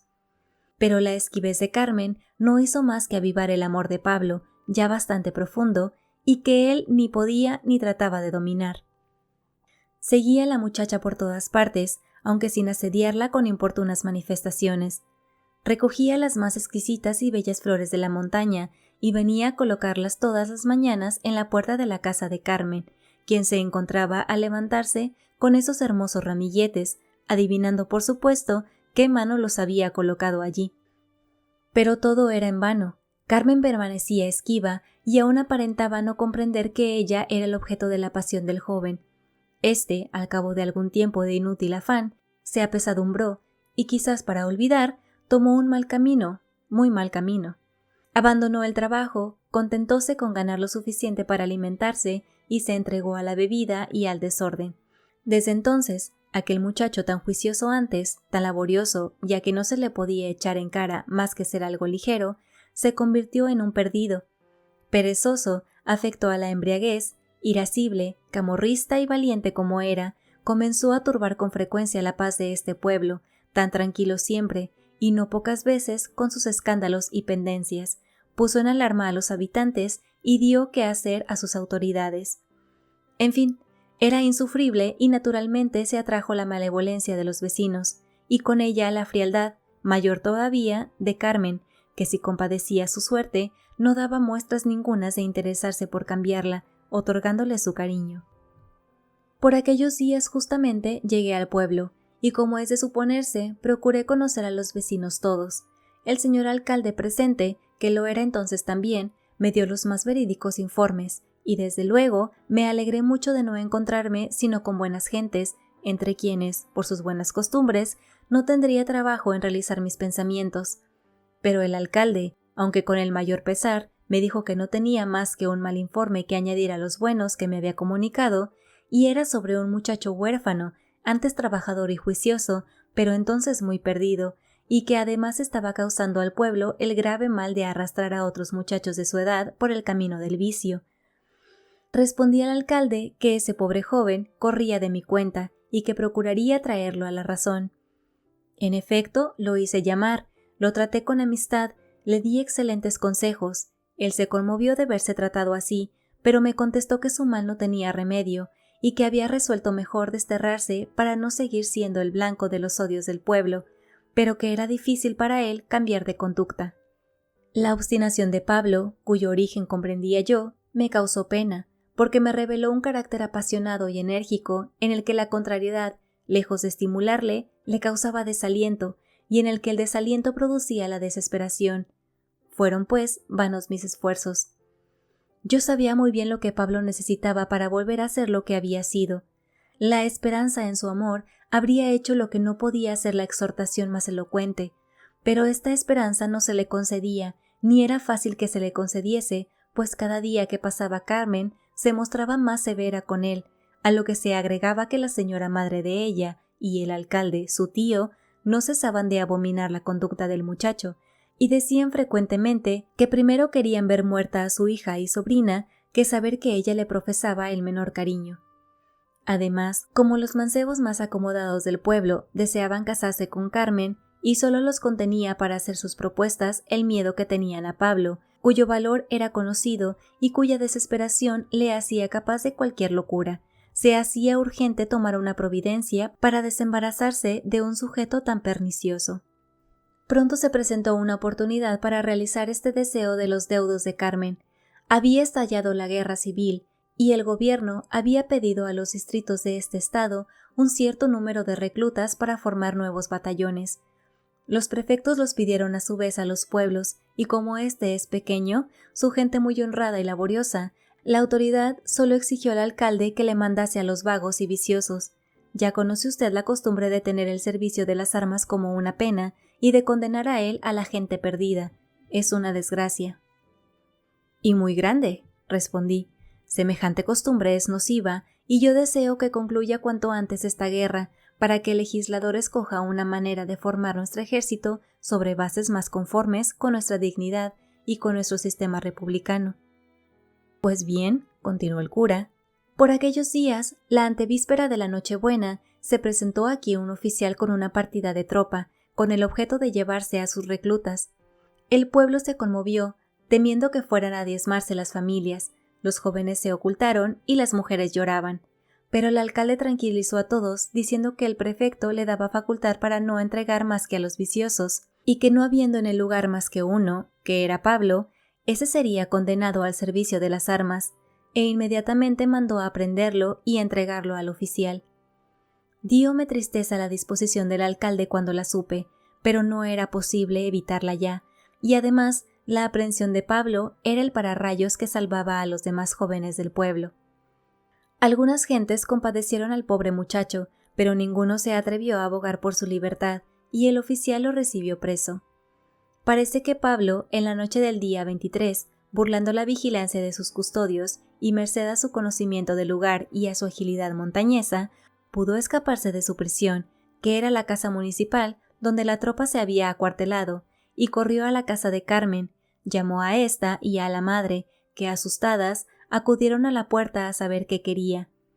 Pablo dijo a la joven que así como había venido a hablarla, podía muy bien huir a las montañas, pero que deseaba saber, ya en esos momentos muy graves para él, si no podía abrigar esperanza ninguna de ser correspondido, pues en este caso se resignaría a su suerte e iría a buscar la muerte en la guerra, y si sintiendo por él algún cariño Carmen se lo decía, se escaparía inmediatamente, procuraría cambiar de conducta y se haría digno de ella. Carmen reflexionó un momento, habló con la madre y respondió, aunque con pesar, al joven, que no podía engañarlo, que no debía tener ninguna esperanza de ser correspondido, que sus parientes lo aborrecían y que ella no había de querer darles una pesadumbre reteniéndolo, particularmente cuando no tenía confianza en sus promesas de reformarse, porque ya era tarde para pensar en ello. Así es que sentía mucho su suerte, pero que no estaba en su mano evitarla. Oyendo esto, Pablo se quedó abatido, dijo adiós a Carmen y se alejó lentamente para volver a su prisión. «Ay, así fue», dijo Carmen sollozando. «Yo tuve la culpa de todo lo que ha padecido». «Pero, hija», replicó la señora, «si entonces era tan malo». Al día siguiente, continuó el cura, a las 8 de la mañana, el oficial salió con su partida de tropa, batiendo marcha y llevando entre filas y atado al pobre muchacho, que inclinaba la frente entristecido, al ver que las gentes salían a mirarlo. «Adiós, Pablo», repetían las mujeres y los niños asomándose a la puerta de sus cabañas, pero él no oyó la voz querida ni vio el semblante de Carmen entre aquellos curiosos. En la noche de ese día 24 se hizo la función de Nochebuena y se dispuso la cena en este mismo lugar, pero habiendo comenzado muy alegre, se concluyó tristemente, porque al llegar la hora de la alegría, del baile y del bullicio, todo el mundo echó de menos al alegre muchacho, que aunque vicioso, era el alma, por su humor ligero, de las fiestas del pueblo. «Ay, pobrecito de Pablo, ¿en dónde estará a estas horas?», preguntó alguien. «¿En dónde ha de estar?», respondió otro. «En la cárcel del pueblo cercano, o bien desvelado por el frío, y bien amarrado, en el monte donde hizo jornada la tropa». No bien hubo oído Carmen estas palabras, cuando no pudo más y rompió a llorar. Se había estado conteniendo con mucha pena, y entonces no pudo dominarse. Esto causó mucha sorpresa, porque era sabido que no quería a Pablo, de modo que aquel llanto hizo pensar a todos, que aunque la muchacha le mostraba aversión por sus desórdenes, en el fondo lo quería algo. El señor alcalde se enfadó, lo mismo que la señora, y se retiraron, concluyéndose enseguida la cena de esa manera tan triste. Han pasado ya 3 años, no volvimos a tener noticias de Pablo, hasta hace 5 meses, en que volvió a aparecer en el pueblo. Se presentó al alcalde enseñando su pasaporte y su licencia absoluta, y pidiendo permiso para vivir y trabajar en un lugar de la montaña, a 6 leguas de aquí. Se había operado un gran cambio en el carácter, y aún en el físico de Pablo. Había servido de soldado, se había distinguido entre sus compañeros por su valor, su honradez y su instrucción militar, de modo que había llegado hasta ser oficial en tan poco tiempo. Pero habiendo recibido muchas heridas en sus campañas, heridas de las que todavía sufre, pidió su licencia para retirarse a descansar de los trabajos de la guerra, y sus jefes se la concedieron con muchas recomendaciones. Pablo no tardó más que algunas horas en el pueblo, cambió su traje militar por el de labrador montañés, compró algunas provisiones e instrumentos de labranza y partió a su montaña sin ver a nadie, ni a Carmen ni a mí. Retirado a aquel lugar, comenzó a llevar una vida de Robinson. Escogió la parte más agreste de las montañas, construyó una choza, desmontó el terreno y, haciendo algunas excursiones a las aldeas cercanas, se proporcionó semillas y cuanto se necesitaba para sus proyectos. Sus viajes de soldado por el centro de la República le han sido muy útiles. Ha aprovechado algunas ideas sobre la agricultura y la horticultura, y las ha puesto en práctica aquí con tal éxito que da gusto ver su rosa, como él la llama humildemente. No, no es una simple rosa aquella, sino una hermosa plantación de mucho porvenir. Está muy naciente aún, pero ya promete bastante. Sus árboles frutales son exquisitos, su pequeña siembra de maíz, de trigo, de chícharo y de lenteja le ha producido de luego a luego una cosecha regular. Merced a él, hemos podido gustar fresas como las más sabrosas del centro, pues la cultiva en abundancia, y no parece extraño a la afición a las flores, pues él ha sembrado por todas partes violetas, como las de México, y no inodoras como las de aquí, pervincas, mosquetas, malvarrosas, además de todas las flores aromáticas y raras de nuestra sierra. Ha plantado un pequeño viñedo y a él he encargado precisamente de cuidar mis moreras nacientes y que están colocadas en otro lugar más a propósito por su temperatura. En suma, es infatigable en sus tareas, parece poseído por una especie de fiebre de trabajo. Se diría que desea demostrar al pueblo que lo arrojó de su seno por su conducta, que no merecía aquella ignominia y que en su mano estaba volver al buen camino, si la persona a quien había hecho tal promesa hubiera dado crédito a sus palabras. Los pastores de los numerosos rebaños que pastan en estas cercanías, como ha dicho a usted, lo adoran, porque apenas se ha sentido la presencia de una fiera en tal o cual lugar, por los daños que hace, cuando Pablo se pone voluntariamente en su persecución y no descansa hasta no traer la muerta a la majada misma que sirve de centro al rebaño perjudicado. Y Pablo no acepta jamás la gratificación que es costumbre dar a los otros cazadores de fieras dañinas, sino que después de haber traído muertos al tigre, al lobo o al leopardo, o de haber avisado a los pastores en qué lugar queda tendido, se retira sin hablar más.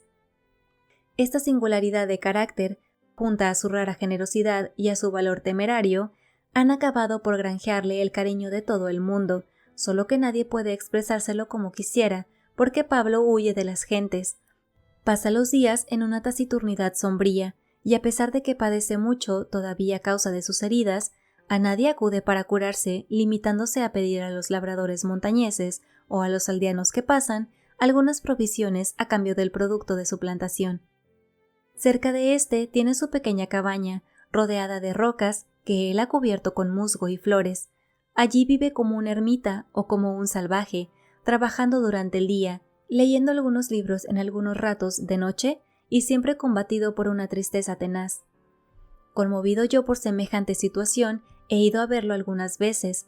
Él me espera, me obsequia, me escucha, pero se resiste siempre a venir al pueblo. Un día en que supe que estaba postrado y sufriendo a consecuencia de sus heridas y de la entrada del invierno, quise llevar conmigo a la señora madre de Carmen para que éste lo sirviese de consuelo, pero él apenas nos divisó a lo lejos, huyó a lo más escabroso y escondido de la sierra, y no pudimos hacer otra cosa que dejarle algunas medicinas y provisiones, retirándonos llenos de sentimiento por no haberle visto. Pero ese muchacho, interrumpí, va a acabar por volverse loco, llevando semejante vida, parecida a la que hacía Amadís. Es preciso sacarlo de ella. Indudablemente, contestó el cura.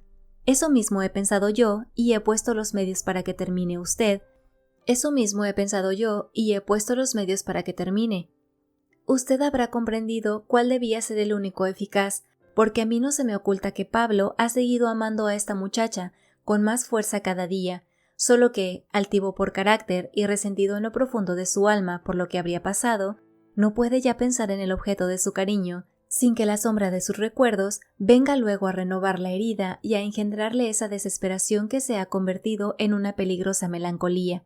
Pero en fin, esta niña, Pregunté yo con una rudeza en que había mucho de curiosidad. Carmen no respondió, se cubría el rostro con las manos y sollozaba. «Ah, entiendo, señor cura», continué. «Entiendo, y ya era tiempo, porque la suerte de ese infeliz amante me iba afligiendo de una manera». «Como usted me concederá también», repuso el cura, «yo no podía hacer otra cosa, aun conociendo la verdadera pena de Pablo, que aguardar a mi vez, porque por nada de este mundo hubiera querido hablar a Carmen de los sufrimientos del joven. Temía ser la causa de que esta sensible y buena muchacha se resolviera a hacer un sacrificio por compasión hacia Pablo, o bien que llegase a tenerle un poco de cariño originado por la misma compasión. Usted, capitán, en su calidad de hombre de mundo, estimará desde luego el valor que podría tener un amor de compasión. No hay nada más frágil que esto, y nada que acarree más desgracias a los corazones que aman.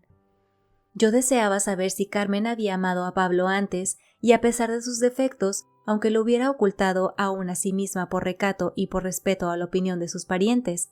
Si no hubiera sido así, yo deseaba al menos que hoy lo amara, convencida de sus virtudes y estimando en lo que vale su noble carácter un poco fiero, es verdad, pero digno y apasionado siempre. Mientras yo no supiera esto, me parecía peligrosa toda cuestión que hiciera para favorecer a mi protegido, y ni a éste dije jamás una sola palabra de ello, como él tampoco me dejó conocer ninguna, ni en la menor expresión, el verdadero motivo de sus padecimientos y de su soledad. Hice bien en esperar. El amor, el verdadero amor, el que por más obstáculos que encuentre llega por fin a estallar, vino pronto en mi auxilio. Un día, hace apenas 3, el señor alcalde vino a verme a mi casa, me llamó aparte y me dijo: «Hermano cura, necesitamos mi familia y yo de la bondad de usted, porque tenemos un asunto grave y en el que se juega tal vez la vida de una persona que queremos muchísimo». «¿Pues qué hay, señor alcalde?», le pregunté asustado. «Ay, hermano cura, que la pobre Carmen, mi sobrina, está enamorada, muy enamorada, y ya no puede disimularlo ni tener tranquilidad. Está enferma, no tiene apetito, no duerme, no quiere ni hablar». «¿Es posible?», pregunté yo alarmadísimo, porque temí una revelación enteramente contraria a mis esperanzas. «¿Y de quién está enamorada Carmen, puede decirse?». «Sí, señor, puede decirse, y a eso vengo precisamente. Ha de saber usted que cuando Pablo, ya sabe usted, Pablo, el soldado, la pretendía hace algunos años, mi hermana y yo, que no queríamos al muchacho por desordenado y ocioso, procuramos, sin embargo, averiguar si ella le tenía algún cariño, y nos convencimos de que no le tenía ninguno, y de que le repugnaba lo mismo que a nosotros. Por eso yo me resolví a entregarlo a la tropa, pues de ese modo quitábamos del pueblo a un sujeto nocivo, y libraba yo a mi sobrina de un impertinente. Pero usted se acordará de aquella misma Nochebuena en que, al hablar de Pablo en mi casa, cuando estábamos cenando, Carmen se echó a llorar. Pues bien, desde entonces su madre se puso a observarla día a día, y aunque de pronto no le siguió conociendo nada extraordinario, después se persuadió de que su hija quería al mancebo, y se persuadió porque Carmen no quiso nunca oír hablar de casamiento, ni dio oídos a las propuestas que le hacían varios muchachos honrados y acomodados del pueblo. Cuando se hablaba de Pablo, Carmen se ponía descolorida, triste y se retiraba a su cuarto, y en fin, no hablaba de él jamás, pero parece que no lo olvidó nunca. Así ha pasado todo este tiempo, pero desde que volvió Pablo, mi sobrina ha perdido enteramente la tranquilidad. El día en que supo que estaba aquí, todos advertimos su turbación, aunque no sabíamos bien si era la alegría, o el susto, o la sorpresa lo que la había puesto así. Después, cuando ha sabido la clase de vida que hace Pablo en la montaña, suspiraba y a veces lloraba hasta que por fin mi hermana se ha resuelto ahora a preguntarle con franqueza lo que tiene y que si quiere a ese mancebo. Carmen le ha respondido que sí lo quiere, que lo ha querido siempre y que por eso se halla triste, pero que cree que Pablo la ha de aborrecer ya, porque la ha de considerar como la causa de todos sus padecimientos, y eso lo indica el no querer venir al pueblo, ni verla para nada, que ella desearía hablarle solo para pedirle perdón, si lo ha ofendido, y para quitarle del corazón esa espina, pues no estará contenta mientras él tenga rencor. Esto es lo que pasa, hermano, y ahora vengo a rogar a usted que vaya a ver a Pablo y lo obligue a venir, con el pretexto de la cena de pasado mañana, para que Carmen le hable y se arregle alguna otra cosa, si es posible, y si el muchacho todavía la quiere, porque yo tengo miedo de que mi sobrina pierda la salud si no es así. Ya usted comprenderá, capitán, mi alegría. Ni preparado por mí hubiera salido mejor esto. Aproveché una salida del pueblo para una confesión. Corrí a la montaña, vi a Pablo, le insté para que viniera y me lo ofreció. Extraño mucho que no haya cumplido. Al decir esto el cura, un pastor atravesó el patio y vino a decir al cura y al alcalde que Pablo estaba descansando en la puerta del patio, porque habiendo estado muy enfermo y habiendo hecho el camino muy poco a poco, se había cansado mucho.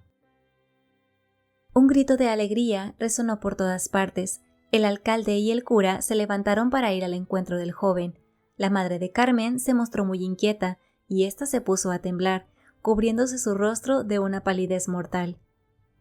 «Vamos, niña», le dije, «tranquilícese usted. Debe tener el corazón como una roca ese muchacho si no se muere de amor delante de usted». Carmen movió la cabeza con desconfianza, y en este instante el alcalde y el cura entraron trayendo del brazo a un joven alto, moreno, de barba y cabellos negros, que realzaba entonces una gran palidez, y en cuya mirada, llena de tristeza, podía adivinarse la firmeza de un carácter altivo. Era Pablo. Venía vestido como los montañeses y se apoyaba en un bastón largo y nudoso. «¡Viva Pablo!», gritaron los muchachos arrojando al aire sus sombreros. Las mujeres lloraban, los hombres vinieron a saludarlo. El alcalde lo condujo a donde se hallaba su hermana y sobrina, diciéndole: «Ven por acá, picaruelo, aquí te necesitan. Si tienes buen corazón, nos has de perdonar a todos». Pablo, al ver a Carmen, pareció vacilar de emoción y se aumentó su palidez, pero respondiéndose, dijo todo turbado: «Perdonad, señor. ¿Y qué he de perdonar? Al contrario, yo soy quien tiene que pedir perdón de tanto como he ofendido al pueblo». Entonces se levantó Carmen, y trémula y sonrojada, se adelantó hacia el joven, e inclinando los ojos, le dijo: «Sí, Pablo, te pedimos perdón. Yo te pido perdón por lo de hace 3 años, y yo soy la causa de tus padecimientos, y por eso, bien sabe Dios lo que he llorado. Te ruego que no me guardes rencor». La joven no pudo decir más, y tuvo que sentarse para ocultar su emoción y sus lágrimas. Pablo se quedó atónito. Evidentemente en su alma pasaba algo extraordinario, porque se volvía de un lado y de otro para cerciorarse de que no estaba soñando. Pero un instante después, y oyendo que la madre de Carmen, con las manos juntas en actitud suplicante, decía: «Pablo, perdónala», dejó escapar de sus ojos 2 gruesas lágrimas e hizo un esfuerzo para hablar. «Pero señora», respondió, «pero, Carmen, ¿quién ha dicho a ustedes que yo tenía rencor? ¿Y por qué había de tenerlo? Era yo vicioso, señor alcalde, y por eso me entregó usted a la tropa. Bien hecho, de esa manera me corregí y volví a ser hombre de bien. Era yo un ocioso y un perdido. Carmen, tú eres una niña virtuosa y buena, y por eso cuando te hablé de amor me dijiste que no me querías. Muy bien hecho. ¿Y qué obligación tenías tú de quererme? Bastante hacías ya con no avergonzarte de oír mis palabras.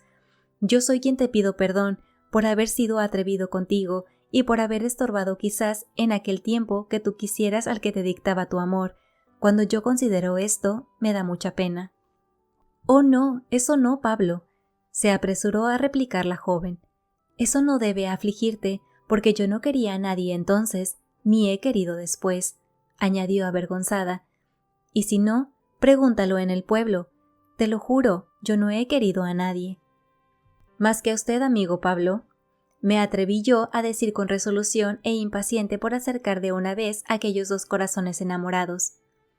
«Vamos», añadí, «aquí se necesita un poco del carácter militar para arreglar este asunto. Usted que lo ha sido, ayúdeme por su lado. Lo sé todo, sé que usted adora a esta niña, y da usted en ello prueba de que vale mucho. Ella lo ama a usted también, y si no que lo digan esas lágrimas que derrama, y esos padecimientos que ha tenido desde que usted se fue a servir a la patria. Sean ustedes felices, que diantre.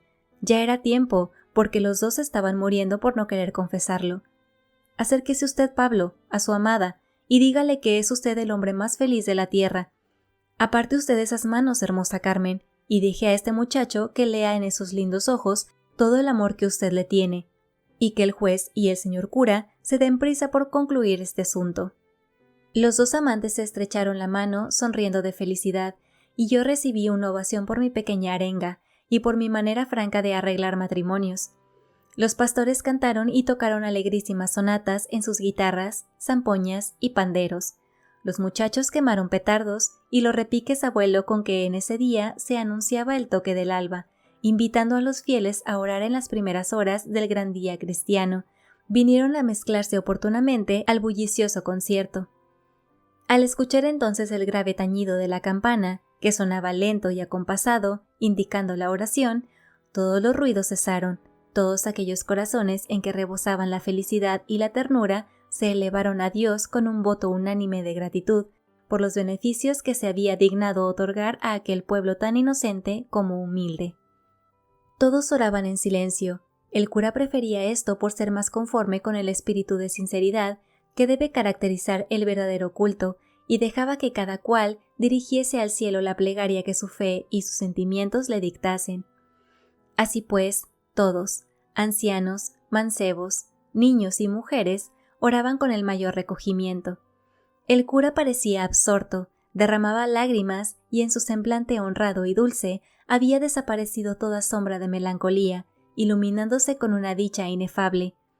El maestro de escuela había ido a arrodillarse junto a su mujer e hijos, que lo abrazaban con enternecimiento, recordando su peligro de hacía 3 años. El alcalde, como un patriarca bíblico, ponía las manos sobre la cabeza de sus hijos, agrupados en su derredor. El tío Francisco y la tía Juana también, en medio de sus hijos, murmuraban llorando su oración. Gertrudis abrazaba a su hermosa hija, quien inclinaba la frente como agobiada por la felicidad, y Pablo sollozaba, quizás por la primera vez, teniendo aún entre sus manos la blanca y delicada de su adorada Carmen, que acababa de abrir para él las puertas del paraíso. Yo mismo olvidaba todas mis penas y me sentía feliz, contemplando aquel cuadro de sencilla virtud y de verdadera y de modesta dicha, que en vano había buscado en medio de las ciudades opulentas y en una sociedad agitada por terribles pasiones. Cuando concluyó la oración del alba, la reunión se disolvió. Nos despedimos del digno alcalde y de los futuros esposos, quienes se quedaron con él a concluir la velada, así como otros muchos vecinos, y nos fuimos a descansar, andando apresuradamente, porque a esa hora, como era regular en aquellas alturas, durante el invierno, la nieve comenzaba a caer con fuerza, y sus copos doblegaban ya las ramas de los árboles, cubrían los techos pajizos de las cabañas y alfombraban el suelo por todas partes. Al día siguiente aún permanecí en el pueblo, que abandoné el 26, no sin estrechar contra mi corazón aquel virtuosísimo cura a quien la fortuna me había hecho encontrar, y cuya amistad fue para mí de gran valía desde entonces. Nunca, y usted lo habrá conocido por mi narración, he podido olvidar aquella hermosa Navidad pasada en las montañas. Todo esto me fue referido la noche de Navidad de 1871 por un personaje, hoy muy conocido en México, y que durante la Guerra de Reforma sirvió en las filas liberales. Yo no he hecho más que trasladar al papel sus palabras. Fin. Si te ha gustado esta narración, suscríbete a este canal, regálanos un like y comenta. Felices fiestas y hasta la próxima, lectores.